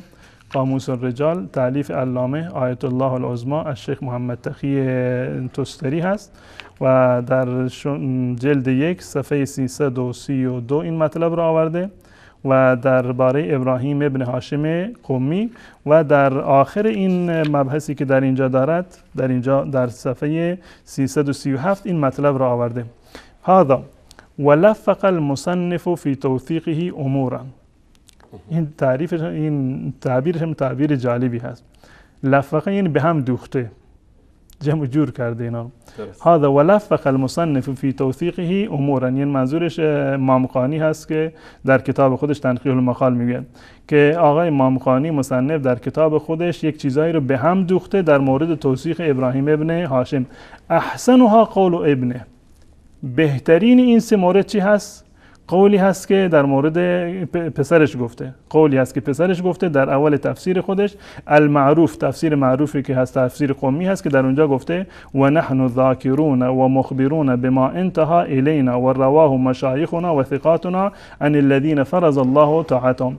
پس بنابراین آیت الله تستری میگه که از این سه مورد قوی ترینشون چی هست؟ همین است که آقای قمی در واقع پسر از پدر نقل کرده در کتاب تفسیر خودش. اما آقایون در این مقاله که آوردن اون قول قوی‌تر رو نه آوردن، قول ضعیف‌تر رو آوردن. و آقای کلباسی باسم در اینجا اظهار نظر کرده.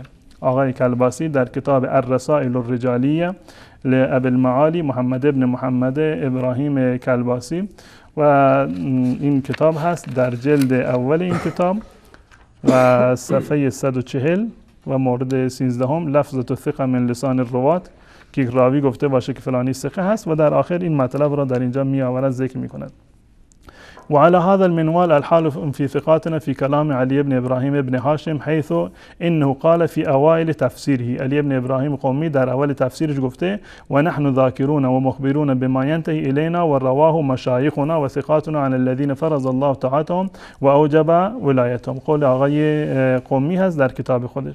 در اینجا میگوید که آقای کلباسی میگوید فلا دلالة فيه على عدالة الرواة الذين رووا عنه. این روا عنهم این به هیچ عنوان به معنی عادل بودن راویانی نیست که در کتاب تفسیر قومی از اونا روایت شده.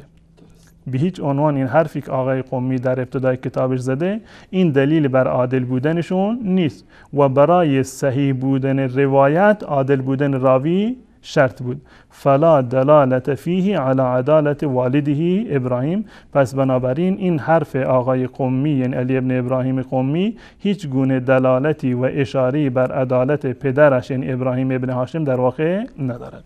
این مطلبی هست که خود آقایون گفتن در مورد این نقطه هایی که در این زمینه در واقع وجود داره. پس بنابراین یک نقطه دیگری که در اینجا وجود دارد که من توضیح بدم، اولا در مورد همین صحیح ترین و قوی ترین وجهش، اون در مورد عرض کردن در مورد حرف ابن طاووس که هیچ گونه ارزش علمی در واقع ندارد. قوی ترینش که این مورد هست که آقای قمی در کتاب خودش آورده در مقدمه کتاب خودش که من در واقع از ثقات خودمون روایت کردم. این خودش یک بحث کلی هست در این زمینه که آیا این مقدمه‌ای که در این کتاب نوشته شده این از حرف خود علی ابن ابراهیم قمی هست یا شاگردانش اضافه کردن. این خودش یک بحث کلا مفصلی هست که من وارد این نمیشم. منتها کدوم یکی باید ثابت بکنند که این حرف رو خود آقای علی ابن ابراهیم گفته باشد، بالفرض این که این حرفشون باشه. ایشون دوستان نمایش بدن در این کتاب هست تفسیر قمی که بارها اینو دیدن این کتاب رو و آقای قمی در این کتاب در صفحه 13 اومده و این همین مطلب رو میگه و نحن ذاکرون و مخبرون بما ينتهي الینا و رواه مشایخنا و ثقاتنا علی الذین فرض الله طاعتهم. ایشون در صفحه بعدش میاد و میگوید که قال ابوالحسن علی بن ابراهیم الهاشمی القمی، یعنی این که معلومه شد اون کسی که قبلا اون حرف زده کسی دیگر بوده. تازه از این جای مقدمه میگه که قال ابوالحسن علی ابن ابراهیم الهاشمی القمی. دلایل دیگری در اینجا وجود داره که من نمیخوام که مفصلا در این زمینه بحث بکنم. مطلب اول این که در این زمینه که خود این مقدمه مشکوک هست، مشخص نیست که از آقای علی ابن ابراهیم قمی هست یا از آقای بسلا قمی نیست. مطلب دوم این که این مهمترین مورد این موردی بود که آقای کلباسی هم گفته بود که به هیچ عنوان این دلالت بر وثاقت یا دلالت بر عدالت علی ابن ابراهیم قمی در واقع نمی کند. این یک مطلبی دیگر لازمش این است که بالفرض این که ما علی ابن ابراهیم قمی را و پدرش را ثقه بدانیم، بالفرض اومدیم ما قبول کردیم که اینها در واقع ثقه هستند، این لازمش این است که ما قائل به تحریف قرآن باشیم. با همین سندی که این همین روایت نقل شده همین افراد اومدن در مورد تحریف قرآن با صراحت چیکار کردن؟ اظهار نظر کردن. اما من میخوام بعداً به این اظهار نظری که در مورد تحریف قرآن اشاره کردن این مطلب رو از خود کتاب انشاءالله خدمت بینندگان عزیز من نمایش میدم. و مطلب سومی که آقای در واقع آیت الله خویی گفته بود که ایشون در قم حدیث رو پخش میکردن، چون که در قم حدیث میگفتن پس بنابراین باید یک انسان عادلی باشه. اولا این که اهل قوم با انسانهای غالی در واقع مخالف بودن، نه با کسانی که روایت ضعیف نقل میکنند. و کسانی که اهل غلو بودند اونها رو از در واقع از قوم اونها را بیرون میکردن. در این زمینه مطالب زیاد و مستندی هست در این زمینه. به طور مثال در کتاب رجال تقی الدین حسن ابن علی ابن داود هلی که این کتاب را در واقع نوشته، ایشون در مورد یک فردی حسین ابن عبدالله المحرر میگه که روی انه اخرج من قوم مع المتهمین بالغلو، در مجموعه کسانی که متهم به غلو بودند ایشون هم در واقع یک از افرادی بود که ایشون از قوم چیکارش کردند؟ خارجش کردند. غیر از این وقت ما میبینیم که در قوم افرادی بودند که ضعیف بودند و بسیار هم ضعیف بودند، اما در قوم مجال بهش دادند که حدیث در واقع روایت بکنند. دلیل بر این من افراد زیادی رو در اینجا یادداشت کردند که جزء متهمین به غلو بودند و اونها را از قوم خارج کردند. به خاطر چی؟ به خاطر اینکه غالی بودند. آقای ابن غزایری در کتاب خودش در مورد عبدالرحمن ابن ابی حماد، عبدالرحمن ابن ابی حماد، دوستان نمایش بدن، کتاب رجال ابن غزایری هست، اینم مشخصات کتاب. در مورد عبدالرحمن ابن ابی حماد میگوید، عبدالرحمن ابن ابی حماد کوفی میگه سکن قم، ایشون ساکن قم بود. و روا عنه القمیون، قمی ها از اون چیکار کردند؟ روایت کردند. یکنا ابا محمد، در صفحه بعدی صفحه 81، ایشون اسم مکنا بود به ابو محمد. ضعیف جدا، بسیار ضعیف بود. لا یلتفت الیه فی مذهبه غلو، بسیار ضعیف بود، اصلا قابل ارزش نیست که انسان به این دقت بکنه، به طرفش نگاه بکنه. و در مذهبش هم غلو داشت، اما با وجود این ایشون در قم بوده و قمی ها از اون روایت کردن. پس این که یک آقای ابراهیم ابن هاشم در قم روایت کرده باشد، این دلیل بر این نیست که در واقع اون رو ما ثقه بدانیم. اضافه بر این، اون مطلبی رو که قبلا من به بینندگان عزیز گفتند که روایتش رو یادداشت بکنن، اونم باید در نظر داشته باشیم. آقای ابراهیم ابن هاشم قمی چقدر روایت رو در قم پخش کرده؟ کل روایاتی رو که ایشون داشتن در واقع پسرش نقل کرده، در قم روایات رو پخش نکرده. کل روایاتی که از ایشون نقل شده از غیر پسرش تنها فقط 900 روایت هستن. درست. از این افرادی که آقای خویی آورده بود حدود 700 روایت بودن. یعنی این که ایشون روایت رو فقط در خونه خودشون نشر کردن، نه اینکه در قم. و خود این که در قم روایت حدیث کرده باشن به هیچ عنوان دلیل بر وثاقتش و دلیل بر این نیست که ایشون در واقع سندشون صحیح باشه. یه روایتی رو که ایشون نقل کردن در واقع بتوانیم اونها رو بگیم که روایات صحیح هستند. جزاکم الله خیر. جناب استاد، بریم رو بعضی قضیه تحریف قرآن و اینکه موضوع اصلی برنامه در دقایق پایانی که علی ابن ابراهیم قمی و پدرش دو کافر به قرآن بودن. تا بررسی این روایت هایی که ثابت میکنه این دو تا کافر به قرآن بودن، یک میان برنامه خیلی کوتاه میبینیم و دوباره خدمت شما عزیزان برمیگردیم. با ما همراه باشید.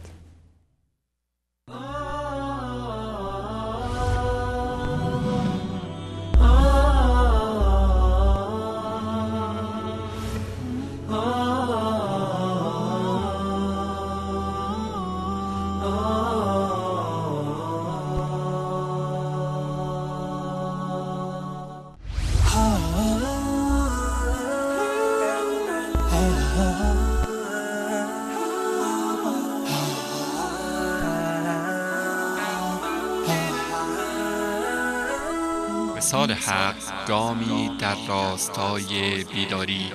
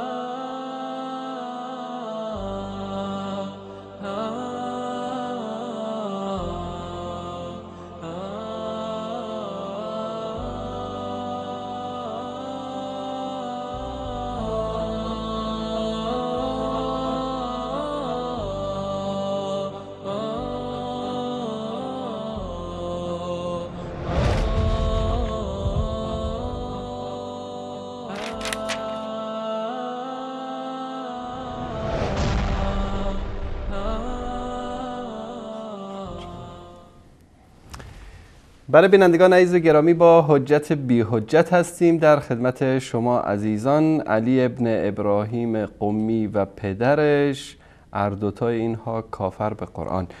جناب استاد، چگونه این دوتا کافر به قرآن شدن؟ ولی این مطالبی رو که من درس کردم تا حال کنون، اینا همه مبناش بر این بود که اینا مقدمه بود. بله. نه یعنی از دو جهت ما میخوایم اینو بررسی میکنیم. آقایون هر کدوم رو که خواستند ما حاضریم که در این زمینه با اونا بحث بکنیم. اولا بیاند وثاقت یا عدالت علی ابن ابراهیم قمی رو و پدرش رو که در اینجا مبحث اصلی ما هست، ابراهیم ابن هاشم رو برای ما ثابت بکنن. با توجه به این دلایلی که آورده بودند من عرض کردم، توضیحی دادم در این زمینه که ایشون نمیتوانند عادل باشند و توثیقی در موردش نیست.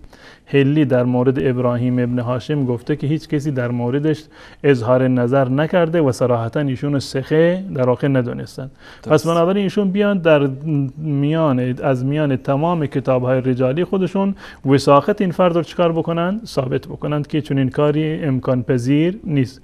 وقتی که ثابت نشد که کسی در موردش اظهار نظر کرده و نگفته که ایشون ثقه هستند، یعنی این که تمام روایاتی که ابراهیم ابن هاشم روایت کرده یا این که از اون پدرش روایت کرده و از از اون پسرش علی ابن ابراهیم روایت کرده یا شاگرد علی ابن ابراهیم آقای کلینی روایت کرده، تمام اینها باطل هستند. به هیچ عنوان اینها رو نمیتوانیم بگوییم که روایت صحیح هستند. این مطلب تمام بحثی که من تاکنون داشتم برمیگرده به این نقطه. الان بعد از این برمیگردیم به نقطه بعدی. بالفرض این که ما قبول کردیم که آقای ابراهیم ابن هاشم در واقع ثقه هست و این سندی که در اینجا اومده این سند صحیح هست. این سندی که این روایت چهارم رو شما ذکر کردی، بالفرض این که ما قبول بکنیم که این روایت صحیح هست و سندش صحیح است، لازمش این است که با این سند هر چیزی که آمده بود ما باید قبول بکنیم. وقتی که این رو به عنوان یکی از قوی ترین دلایل شما آوردید برای اثبات امامت یا ولادت مهدی خودتون، اگر با همین سند مطلبی دیگر هم نقل شده بود، معنیش این است که در اندازه همین حدیث این چیکار هست؟ باید صحیح باشه، ارزش داشته باشه. ما الان یک گزاری داریم در کتاب تفسیر قمی، ببینیم این پدر و پسر از همدیگر چه چیزی رو نقل کردن با همین سند. آیا اینها برای شما قابل قبول هست یا قابل قبول نیست؟ من فکر نمی کنم که هیچ انسان مسلمانی، نه تنها شیعه، هیچ انسان مسلمانی چون این روایتی رو در واقع قبول نمی کند، نه از این پدر و نه از این پسر. کتاب تفسیر قمی که قبلا هم نمایش دادم خدمت بینندگان عزیز، بازم این تفسیر قمی هست. تفسیر قمی منشورات مؤسسه اعلمی هست للمطبوعات بیروت لبنان و در این کتاب روایات متعددی وجود دارد مبنی بر تحریف قرآن. اولا که در همون مقدمه هم آورده که روایات تحریف در واقع زیاد هستند.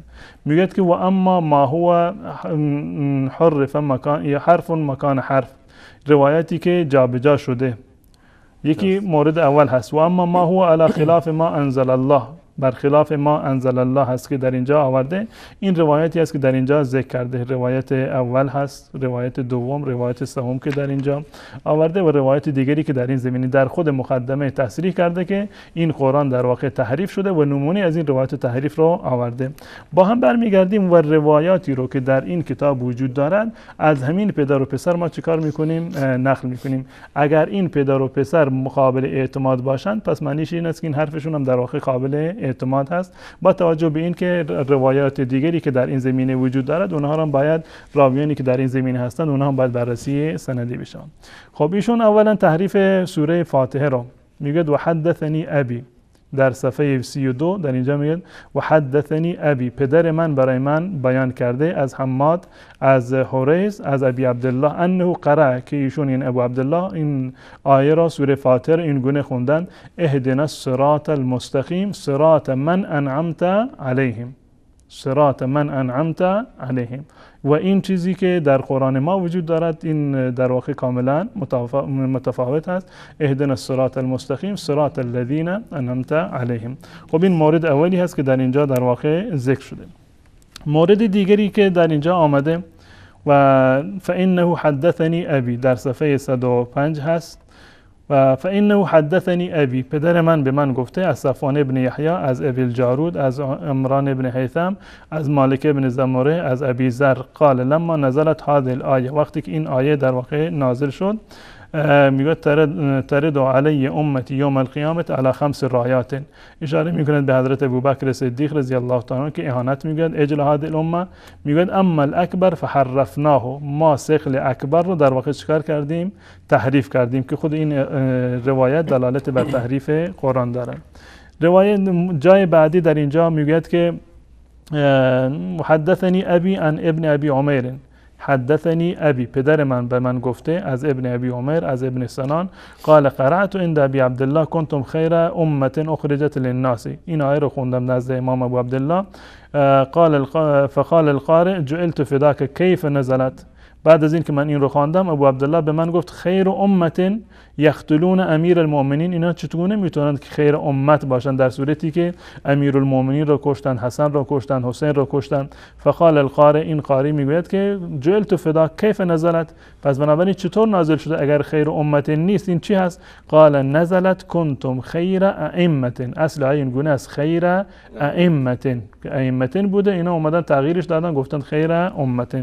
این مورد چهارم هست و مورد از این قبیل موارد در این کتاب در واقع زیاد هست. مورد بعدی در صفحه 136 هست، بازم میگه که فانه حدثنی ابی، فانه حدثنی ابی عن ابن ابی عمیر عن ابن اذینه عن زراره عن ابی جعفر قال لو انهم اذ ظلموا انفسهم جاءوك یا علی فاستغفروا. جاءوک یا علی، این یا علی رو در اینجا اضافه کردن. فاستغفر الله و استغفر لهم الرسول لوجد الله توابا رحیما. هکذا نزلت، این گونه نازل شده. یعنی این که در آیه قرآن این گونه بوده که جاءوک یا علی، اما از در قرآن امروزی که ما داریم این یا علی وجود ندارد. صراحتا در اینجا آورده که هکذا نزلت و راویانیم که در این سند هستند در واقع مورد اعتماد آقایون هستند.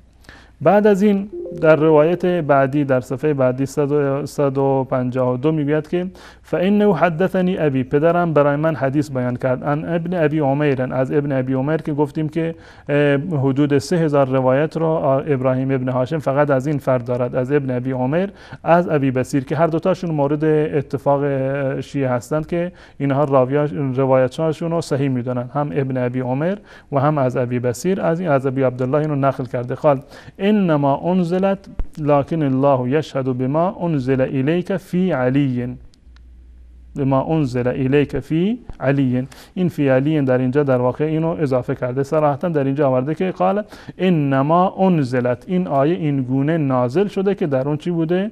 فی علی بوده، که متاسفانه امروزه در قرآن امروزی وجود نداره. و این قرآنی که وجود داره با این روایاتی که علی ابن ابراهیم قمی از پدرش نقل کرده و احیانا با سند صحیح نقل کرده از امام معصوم در واقع، و اگر اینو قبول بکنیم که تمام راویان کتاب در واقع ثقه هستند که بحثی نیازی به بحث سندی در واقع در این افراد وجود نداره. و اگر هم که بررسی سندی بکنیم بسیار از این روایات در واقع بنابر دیدگاه شیعه مورد صحت هستند و قابل قبول هستند. خب الان با توجه به این که بنده عرض کردم که اگر ابراهیم ابن هاشم قمی اگر ثقه نیست، خب تمام این روایاتش در واقع زیر سوال می روند. اگر ثقه نیست، اگر عادل نیست، روایاتش هیچ عنوان نمیتوانند که صحیح قرار بگیرند. گزینه دوم، اگر شما معتقد هستید که روایاتش صحیح هستند و ایشون ثقه هست و عادل هست، این هم روایاتی هستند که ایشون صراحتا در اون روایات گفته که آیه قرآن این گونه نازل شده، در صورتی که در قرآن امروزی در واقع ما چنین چیزی را نمیبینیم. و واقعیت این است که علی ابن ابراهیم قمی و پدرش یعنی ابراهیم ابن هاشم و همچنین آقای کلینی هیچ گونه احترامی را نه برای قرآن قائل هستند و نه برای اهل بیت رسول الله صلی الله علیه و سلم. یعنی هم اهانت به قرآن کردند، یعنی کافر به قرآن هستند، قرآن را تحریف شده میدونند، و هم این که به اهل بیت رسول الله صلی الله علیه و سلم، اهم از همسران رسول الله و اهل بیت رسول الله که حضرت علی رضی الله تعالی عنه باشند، ایشون اومدن و اهانت هایی رو در واقع گفتند. در همین کتاب آقای علی ابن ابراهیم قمی از پدرش نقل میکند در مورد این که حضرت علی رضی الله تعالی عنه پشه هست. حضرت علی رضی الله تعالی عنه پشه میدانند در صفحه 37 این کتاب، و در این آیه هست که ان الله لا یستحی ان یضرب مثلا ما بعوضة فما فوقها قال حدثنی ابی، حدثنی ابی، پدر من به من این حدیث رو بیان کرده با این سندی که در اینجا آمده. و این نقطه رو من اضافه بکنم که آیت الله خویی معتقد بر این است تمام رجالی که در تفسیر قمی اومدن تمام رجال در واقع ثقه هستند. این هر کسی که در تفسیر قمی از اون روایت شده، نه تنها استادان مباشر و نزدیک آقای علی ابن ابراهیم قمی، بلکه تمام افراد و راویانی که در کتاب تفسیر قمی اومدن معتقد است که همشون در واقع ثقه بوده. پس بنابراین روایت نیازی به بررسی سندی در واقع ندارد. حدثنی ابی، با این سندی که در اینجا آمده از ابی عبدالله اینو نقل میکند: ان هذا المثل ضربه الله لامیر المؤمنین فالبعوضة امیر المؤمنین. پشه در این آیه حضرت امیر المؤمنین هست. از اون طرف گفتند که قرآن تحریف شده هست، روایات رو آیات تغییر داده شده و در اینجا میگن که پشه حضرت امیرالمومنین هست و مافوقها که به معنی کوچکتر از پشه در اینجا میگن که رسول الله صلی الله علیه و سلم هست. این مورد اول. مورد دیگری اومده که حضرت علی رضی الله تعالی عنه را چارپا معرفی کرده، حیوان و جانوری رو معرفی کرده و این در صفحه 488 این کتاب هست. در اینجا میگه و اما قوله و اذا وقع القول عليهم اخرجنا لهم دابه الى قوله بآیاتنا لا یوقنون فانه حدثنی ابی، پدر من برای من این روایت رو بیان کرده از ابن ابی عمیر از ابی بصیر که 100% این روایت از دیدگاه شیعه صحیح است. از ابی عبدالله قال انتهى رسول الله صلی الله علیه و سلم الى امیر المؤمنین و هو نائم فی المسجد. حضرت رسول الله صلی الله علیه و سلم رسیدند به حضرت علی که علی در مسجد خوابیده بود. قد جمع رملا و وضع رأسه علیه، که حضرت علی خاک مقدار خاک و شن رو جمع کرده بود و بالشت خودش کرده بود و خوابیده بود. فحرکه برجلی، رسول الله صلی الله علیه و سلم علی رو با پای خودشون تکان دادند. ثم قال له قم یا دابت الله، ای حیوان، ای جانور الله، ای جانور خدا بلند بشو. یا این دابه به معنی چارپای، کل ما یدب علی الارض. فقال الرجل من اصحابی، یکی از افراد که اصحاب رسول الله صلی الله علیه و سلم بودند بهشون گفتند که یا رسول الله ایسمی بعضنا بعضا بهذا الاسم، این چه وضعیه؟ آیا ما یکدیگر رو با این اسم صدا بزنیم؟ یعنی زشت نیست که به هم دیگر بگیم حیوان، جانور یا چارپا؟ فقال لا والله ما هو الا له خاص، نه این فقط و فقط مخصوص علی هست، این دابت الله فقط حضرت علی هست. و هو الدابت التي ذكر الله في كتابه، و این همون دابه است که الله متعال در قرآن در واقع این رو ذکر کرده که حضرت علی رضی الله تعالی عنه رو دابت الارض میگن. و روایت زیادی رو من در اینجا یادداشت کردم که روایات عجیب و غریبی هست. من جمله یکی از این روایات رو بگم که شاید برای بینندگان عزیز یک کمی جای تأمل باشد. در صفحه 564 در ذیل آیه سبحان الذی خلق الازواج كلها در اینجا میگه که فإنه حدثني ابي عن النضر بن سويد عن الحلبي عن ابي عبد الله قال ان النطفه تقع من السماء الى الارض على النبات والثمر والشجر. نطفه از آسمان میبارد، یعنی اسپرم مردانه از آسمان میبارد بر روی درختان، نبات و میوه ها و درختها. فتأكل الناس منه والبهائم فتجري فيهم، هم انسان از اینا میخوره، هم بهائم و چارپایان از اینا میخورن. خب این دیگه در واقع فتجری فیهم که در اونها در واقع جریان پیدا میکند و نهایت منجر میشود که الله متعال به هر کسی رو که بخواهد در واقع فرزندانی رو عنایت خواهد کرد. واقعا کفش علمی خیلی جالبی است. جناب استاد اگر به یاد داشته باشید در تهمت زنا به ام المؤمنین عایشه صدیقه در صفحه 712 همین کتاب است، این مطلب رو هم اگر نشون بدید، چون واقعا فکر کنم تنها مفسری است از مفسرین شیعه که تهمت زنا میزنه به ام المؤمنین عایشه صدیقه. در اینجا هم خود آقای علی ابن ابراهیم قمی هست، در صفحه 712 میگوید که قال علی ابن ابراهیم فی قولی ضرب الله مثلا فقال والله ما عنا بقوله فخانتاهما الا الفاحشه. الله متعال در این آیه که در اینجا گفته فخانتاهما که خیانت کردن، چیزی رو به جز فاحشه در منظور الله متعال نبوده، یعنی مورد آیه اون چیزی که منظور آیه هست اون فاحشه هست. ولا یقیمن الحد علی فلانه فیما اتت فی طریق، این جای خالی گذاشتن. و کان فلان یحبها فلما ارادت ان تخرج الی قال لها فلان لا يحل لك ان تخرجی من غیر محرم فزوجت نفسها من فلان، که تهمت به ام المؤمنین حضرت عایشه رضی الله تعالی عنها است در جریان رفتن به بصره و ادعا میکنند که فلان یعنی حضرت طلحه رضی الله تعالی عنها با ایشون بعد از رسول الله صلی الله علیه و سلم ازدواج کرده و میگویند که در آخر الزمان و زمانی که مهدیشون میاد علیاذ بالله خدا لعنت بکنه کسی رو که این حرف رو زده و این روایت رو نقل کرده یا جعل کرده، که حضرت عایشه رضی الله تعالی عنها ام المؤمنین همسر رسول الله صلی الله علیه و سلم رو صراحتاً تهمت به زنا زدن. من قبلا هم عرض کردم که از دیدگاه ما مسلمانان علی ابن ابراهیم قمی و پدرش و نسل و جد و آبایش همه اونها یک طرف باشند و همه یک دست یک مطلبی رو نقل کرده باشند، زمانی که اونها کافر به قرآن هستند و اهل بیت رسول الله صلی الله علیه و سلم را متهم به یعنی موارد خیلی رکیک میکنند، علی را پشه میخونند یا حیوان و چارپا میخونند یا حضرت عایشه رضی الله تعالی عنها را متهم به زنا و فاحشه میکنند، ولو این که بگند که تمام اسلام اینها بودند و تمام دین از این افراد اومده، اگر اینا نباشند دین هم وجود نداشته باشه، این افراد به هیچ عنوان برای ما قابل اعتماد نیستند. این روایاتی که کردند به هیچ عنوان روایاتی رو که نقل کردند نه اهل سنت و الجماعت اینها رو قبول میکنند و فکر نمی کنند که حتی یک شیعه عاقل اگر ذره عقل داشته باشد، یک مقداری احترام قرآن را یا اهل بیت رسول الله صلی الله علیه وسلم را داشته باشد، حرمتی قائل باشد برای اسلام، من فکر نمی کنم که به آقای علی ابن ابراهیم قمی و پدرش ابراهیم ابن هاشم و همچنین آقای کلینی یک اندک ارزشی رو در واقع قائل باشه. و معتقد بودن به وثاقت یا عدالت علی ابن ابراهیم قمی و پدرش ابراهیم ابن هاشم بدین معنی هست که ما کافر باشیم، یعنی قرآن رو قبول نکنیم، به اهل بیت رسول الله صلی الله علیه وسلم تهمت بزنیم، حضرت علی رضی الله تعالی عنه را پشه و چارپا در واقع خطاب بکنیم. جزاکم الله خیر. میان برنامه خیلی کوتاه میبینیم و بعد از اون انشاءالله در خدمت شما بینندگان عزیز خواهیم بود با تماس‌های شما و اگر سوالاتی یا مطالبی در رابطه با موضوع برنامه دارید انشاءالله خواهیم شنید. با ما همراه باشید.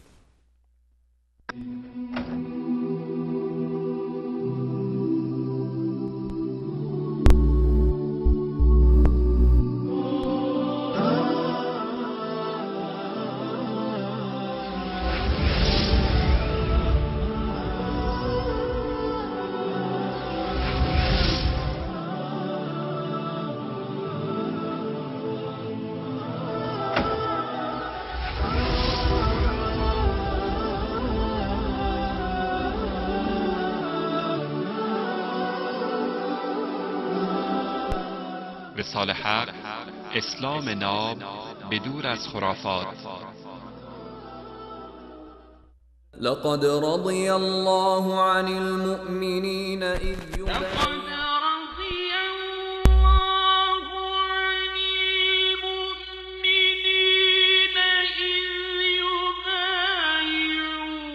لقد رضي الله عن المؤمنين إذ يبايعونك تحت الشجرة فعلم ما في قلوبهم فأنزل السكينة عليهم وأثابهم فتحا قريبا. به یقین الله از مؤمنان که در زیر درخت با تو بیعت کردند راضی شده است. او از آنچه در دلهایشان می‌گذشت آگاه بود، پس آرامش را بر آنان نازل کرد و پیروزی نزدیکی به آنان پاداش داد.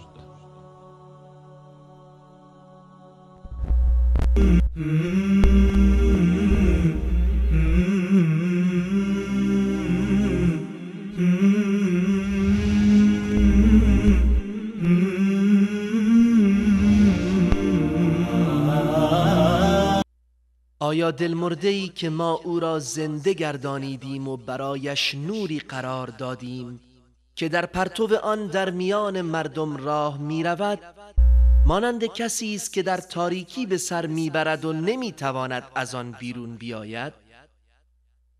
این گونه کارهای کافران برایشان آراسته شده است. وصال حق مرهمی بر دلهای بیمار.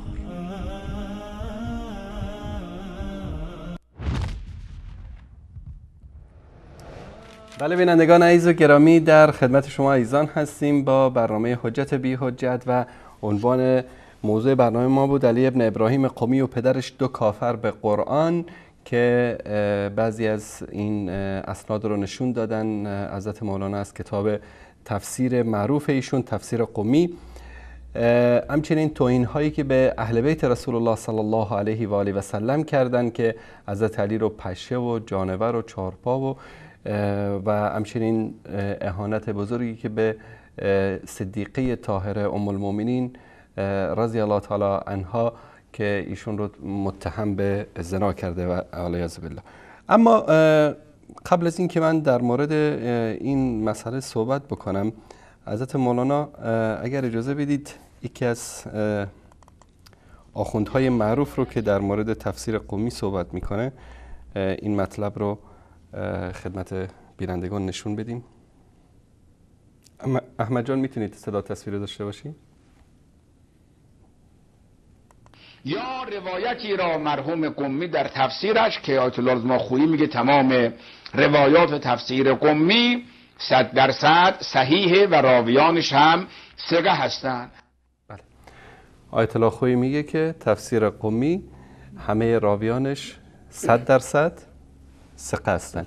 یعنی هر چی که اینجا جناب مولانا نشون دادن از کتاب های اینا همه صحیح هست. حالا جناب مولانا، من یک موضوعی که واقعا این میان برنامه اشاره کردیم، این دابت الارضی که سیدنا علی رضی الله تعالی عنه رو تشبیه کرده علی ابن ابراهیم قمی، یعنی جانوری که جانور خدا که در روی زمین هست، این صفات ظاهریش رو در بهار الانوار آورده. اگر احمد جان نشون بده، این کتاب بهار الانوار هست، اینم صفحه بعدی که در جلد 53، اینم در صفحه 72.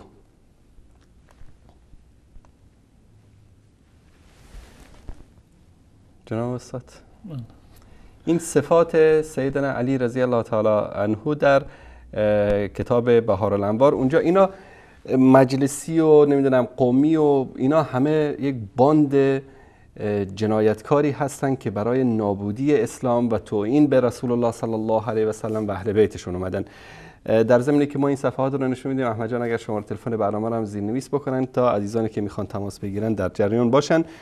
اینجا محمد ابن کعب روایت میکنه که اما والله ما لها ذنب و ان لها للحیه و فی هذا اشاره الى انها من انس. میگه که این حیوان دم نداره، منتها ریش داره. عجب. و معلوم میشه که این انسان هست. روایت بعدی است که ابن عباس گفته که انها دابه من دواب الارض لها زغب و ریش و پشمی داره و لها اربع و قوائم، 4 تا پا داره. 4 دست و پا 4 دست و پا هست این حیوان و این دابت الارض که در اونجا صراحتا گفته بود که حضرت علی هست. بله. علی ابن ابراهیم قمی از پدرش روایت کرده که این دابت الارض منظور حضرت علی رضی الله تعالی عنه بودند. آقای خویی میگه که تمام روایات صحیح هستند، یعنی هیچ گونه حرفی در این زمینه وجود نداره. در این روایت اومده و توصیف کرده حضرت علی رضی الله تعالی عنه را که ریش و پشم داره، پر داره و 4 تا پا دارند. روایت بعدی است که حذیفه است که نقل کرده از رسول الله صلی الله علیه و سلم، میگه که این دابت الارض که در این آیه اومده طولها 60 ذراع، یعنی طول 60 ذراع هست. لا یدرکها طالبون، که هیچ طالبی به اون نمیرسه. اگر کسی دنبالش بدود به هیچ عنوان نمیتواند که بهش برسد. ولا یفوتها هاربون، از این دست حیوان هیچ کسی نمیتونه فرار بکنه. هر کسی که فرار بکنه در واقع میتونه کنو بگیره. فتسم المؤمن من بین یدیه فتکتب بین ایدیه مؤمن، وقتی که اینو داغ میکنه مؤمن را جلوی پیشانیش این علامت رو میگذارد، اون نوشته میشه، مشخص میشه که مؤمن هست. این بارکدش روی پیشانیش هست. وقتی که این عصا رو در واقع میگذارد یا اشاره میکند، کاملا مشخص میشه که مسلمان هست یا در واقع کافر هست. برای این روایت آخری هم خیلی جالبه جناب استاد. وجهها وجه الرجل و سایر خلقها خلق الطیر. بله، این در واقع این تضادی در اینجا میگه چهرهش مانند انسان هست و اما بقیه بدنش مانند پرنده هست. و در اون روایت قبلی آورده بود که 4 دست و پا هستند در واقع، این مثل حیوانات، مثل گاو و گوسفندی که وجود دارند و 4 دست و پا هستند. این گونه اومدن سیدنا علی رضی الله تعالی عنه رو تشبیه کردن. اگر اینها یعنی خیانت نباشه به اسلام، اگر اهانت به اهل بیت نباشه، اهانت به قرآن نباشه، من نمیدونم که اهانت به قرآن و کافر بودن به قرآن و اهل بیت معنیش چی هست. جزاکم الله خیر. تماسای شما عزیزان رو میگیریم. بله بیننده گرامی سلام علیکم، بفرمایید. سلام علیکم و علیکم السلام استاد انصاری عزیز و سلام جزاوانه خدمت مولانا عبدالحفیظ دیقان. خالد جان از آلمان، بفرمایید برادر عزیز. قربان استاد انصاری. استاد محترم عجب برنامه داری.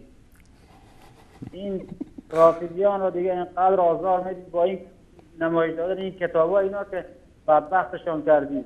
هر لحظه که این کتابا رو شما به نمایش میگذارید، این آخوندا و این رافضیان مشرک دیگه کارشان خراب میشه. نمیتوانن که از این کتابا دیگه روایت بکنن و مردم معمولی بیچاره را گول بزنن. تا این 35 سال و قبل از این 35 سال، این 400-500 سال خود چنان مردم را گول زدن که تا امروز مردم مبتلا به شرک و به صیغه و به خمس و اینا کردن. امروز دیگه شانسشان یاری نمیکنن و تعجب میکنم وقتی که علی ابن ابراهیم قمی و پدرش به حضرت پیامبر و حضرت علی پشه و حیوان و اینجور چیزا میگن که این هم در کتابشان به صراحتاً آمده. من نمیدونم از این آیت الله و آخونده آدم کی توقع بکنه که اینا بیان به مسلمان ها دین یاد بدن، قرآن یاد بدن. خب اینا این خود آدم فکر بکنه آیا به این اهل تشیع و این مردمی که میرن پای منبر این آخونده میشینن گوش میکنن، یه نگاه برن به این کتابا بندازن ببینن که چی در مورد پیامبر چی میگن، در مورد اهل بیت چی میگن. اینا دارن از این آقای علی ابن ابراهیم قمی و پدرش و کلینی دینشان را میگیرن. اینا میگن کتاب آقای کلینی برادر قرآن است. درست. اگر اون کافی یعنی کفایت میکنه تمام اهل تشیع را. در بین اون کتاب این همه توهین به یارا به حضرت پیامبر و به اهل بیت پیامبر شده. چی توقع داشت دادم که اینا نیان به اصحاب پیامبر، به یاران پیامبر، به همسران پیامبر توهین میکنن، مسلمان ها را تکفیر میکنن، مسلمان ها را در کشورهای اسلامی به قتلگاه میفرستن. دلیلش همینه دیگه. این دو آقایی که کافر به قرآن است، اینا تمام دینشان از این میگیرن. باور بکن این مردم تشیع نمیدونن کی خوردن، اینا مگه نان نمیخورن، اینا غذا نمیخورن. البته خدای نخواسته توهین فکر نکنن ما توهین میکنیم، اما آدم باید عقلش به کار بندازه. اینا میرن میشینن از این آیت الله و آخوندا که میپرسن اول بگن ببین از کی به ما این رو میگی، آخر هم از کافی و از بهار الانوار مجلس. اینا پر از توهین به قرآن، به سنت، به یاران پیامبر. خداوند اینا را هدایت بکنه. آمین. جزاک الله خیر. اگر قابل هدایت نیست خداوند جزای بد نصیبشان کنه. آمین آمین. تشکر از شما خالد جان از آلمان. علیکم السلام و رحمت الله و برکاته. بیننده بعدی سلام علیکم، بفرمایید. بله سلام علیکم، بفرمایید.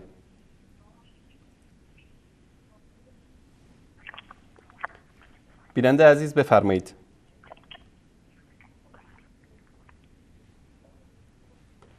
بله سلام علیکم. سلام علیکم بیننده گرامی بفرمایید. سلام علیکم آقای انصاری. علیکم السلام و رحمت الله و برکاته. خودتون معرفی کنید، از کجا زنگ میزنید؟ رحمانی هستم از هرات تماس میگیرم آقای انصاری. بفرمایید برادر گرامی. آقای انصاری این فلان اینا رو بفرمایید. این فلان اینا رو که میگفتن اونا رو من میدونم، اونا حضرت ابوبکر و حضرت عمر میگن. درست. بله اشاره کردیم به این، منتها اونجا که در روایت آمده بود منظور از فلان 2 تا از 12 امامشان هست. بله. نه اینجا منظور من اینه که همونجا فوش میدادن و حضرت ابوبکر و عمر فلان میگفتن. درست. اما اونجا چیکار کردن؟ اونجا خواستن جزء اماماشون باشه. درست. تشکر از شما برادر عزیز. خواهش میکنم، تشکر از شما. بله سلام علیکم، بفرمایید. السلام علیکم و رحمت الله و برکاته. علیکم السلام و رحمت الله و برکاته. ببخشید برادر، بعد برنامه میتونم زنگ بزنم؟ انشالله اگر جناب مولانا وقت داشتن انشالله میتونید زنگ بزنید. تشکر از شما. بله سلام علیکم، بفرمایید. سلام استاد انصاری، خسته نباشید. سلامت باشید برادر عزیز. ابراهیم هستم، از اصفهان تماس میگیرم. آقا ابراهیم از اصفهان، بفرمایید برادر گرامی. استاد انصاری، یک گلایه‌ای داشتم می‌خواستم اینجا عرض کنم خدمتتون که برادر گرامی در مورد اگر گله گذاری رو بذارید برای برنامه‌ای که وقت بیشتری داره، وقتمون خیلی تنگ است، ما 7 دقیقه وقت داریم. در مورد علی ابن ابراهیم قمی اگر مطلبی دارید در خدمت شما هستیم. اینها که تکلیفشون مشخص است دیگه، توافقن دیگه، ولی اینکه شما گفت برای سلام علیکم، بفرمایید. سلام علیکم و رحمت الله و برکاته. علیکم السلام و رحمت الله و برکاته. استاد عزیز خوب هستید؟ زنده باشید، سلامت باشید. عرض ادب و خسته نباشید دارم نسبت استاد مولانا مجیب الرحمن انصاری. بابا همین رو گفتنی بودم، دیروز یک نوار رو تماشا کردم از یک آخوند حیدری بود، نمیدونم کی بود، بسیار هم توهین‌های میکرد که غیر از شیعان همه از باقی‌مانده مسلمان ها همه کافر هستند. درست. او دارد از روایت های همین کلینی است، مجلسی است، از همین ها چی میکردم. درست. همه لعن و نفرین و دروغ و تلبیس و همه چی هست در کتاب های اینو. درست. و جز دروغ و روایت های جعلی دیگر یگان صحیح چی ندارن. اصلا اونا حدیثی صحیح ندارن استاد. درست. از همین لحاظ بسیار از شما تشکر میکنم از برنامه خودتان. سلام علیکم و رحمت الله. علیکم السلام و رحمت الله و برکاته. حرفی که این بیننده عزیزم میدن دقیقاً از علی ابن ابراهیم هست و از پدرش و از عبدالله ابن جندب. این دقیقاً همین سندی که بررسی کردیم روایت چهارم، این حرفی رو که بینندهمون زد اینو در واقع نقل کرد. کتاب اصول کافی هست. بله دوستان عزیز اینو فعال بکنند، این دوربین رو. اصول کافی هست جلد 1 و 2 و در صفحه 128 این چاپ هست، جلد اول کتاب اصول کافی و این باب هست، باب 90. باب ان الائمه ورثوا علم النبي وجميع الانبياء والاوصياء الذين من قبلهم. روایت 598 هست، علی ابن ابراهیم قمی. علی ابن ابراهیم قمی ان ابیه از پدرشون نقل کرده با یک واسطه از عبدالله ابن عبدالعزیز ابن المهتدی ان عبدالله ابن جندب. دقیقاً همون سندی که در اونجا آوردین، 3 نفر در اون سند بودن که میگوید که به امام رضا در واقع اینو نوشت و یک روایتی رو در واقع نقل میکند از امام رضا، کنا اهل البیت ورثته. در اینجا میگه که لیس علی ملت الاسلام غیرنا و غیرهم، غیر از شیعیان ما، غیر از شیعه و ان شیعتنا لمکتوبون باسماء و اسماء آبائهم، شیعیان ما با نام و نشان اسم خودشون، پدران خودشون نوشته شدن که الله تعالی از اونها میثاق گرفته و روز قیامت بر ما وارد میشوند و یدخلون مدخلنا، هر جا ما بریم دنبال ما هستند. لیس علی ملت الاسلام غیرنا و غیرهم، هیچ کسی بر دین اسلام نیست مگر ما و مگر این شیعیان ما. این خود غالی بودن را و غلو را، تکفیر بقیه مسلمانان، این نشأت گرفته از اقوال خود علی ابن ابراهیم قمی و پدرش و همون راوی که عبدالله ابن جندب هست که در روایت 4 بود. دقیقاً این مطلب رو در واقع اشاره کرد. بله. همچنین در کتاب الروضه من الکافی در جلد 8 صفحه 285 هم روایت دیگری دارن که در اینجا میگه که ان الناس كلهم اولاد بغایا ما خلا شیعتنا. یعنی تکفیری که در مذهب شیعه وجود داره. نه تنها این جالب این است که شیعیان اثناعشری جز غالی ترین گروه های تکفیری هستند. یعنی هیچ گروهی به این گونه نیست که تمام مسلمانان غیر از خودشون رو کافر بدانند. خب یکی بعضی کافر هستند، بعضی فاسق هستند، بعضی هم دین خودشون هستند، مبتدع هستند و فاسق و بقیه چی هم.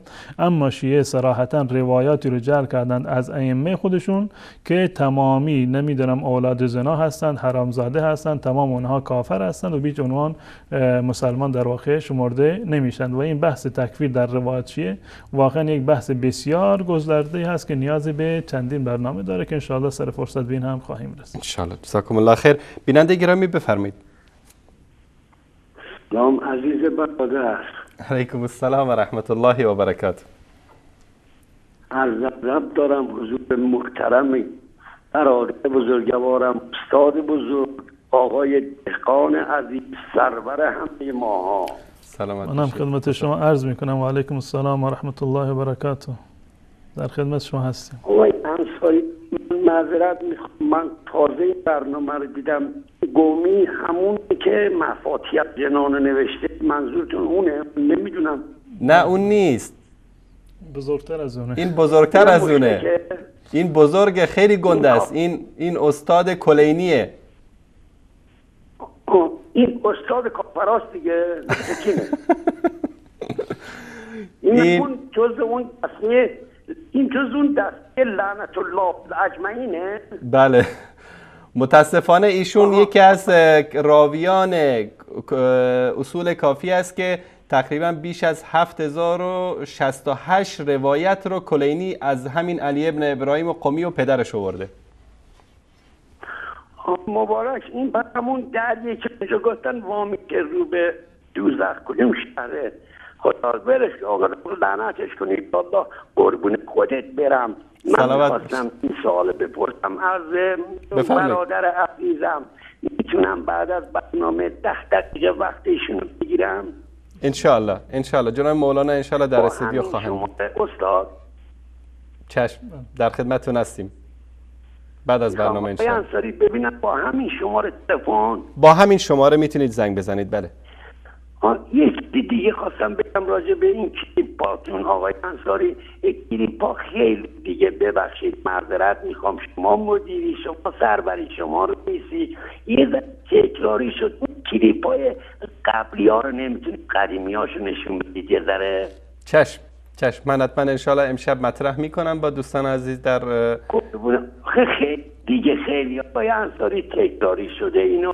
گوش کردی؟ اینقدر فلانی میگه سر میزنن، تهش میزنن، اینا دیگه از کجا میسوزه نمیدونم.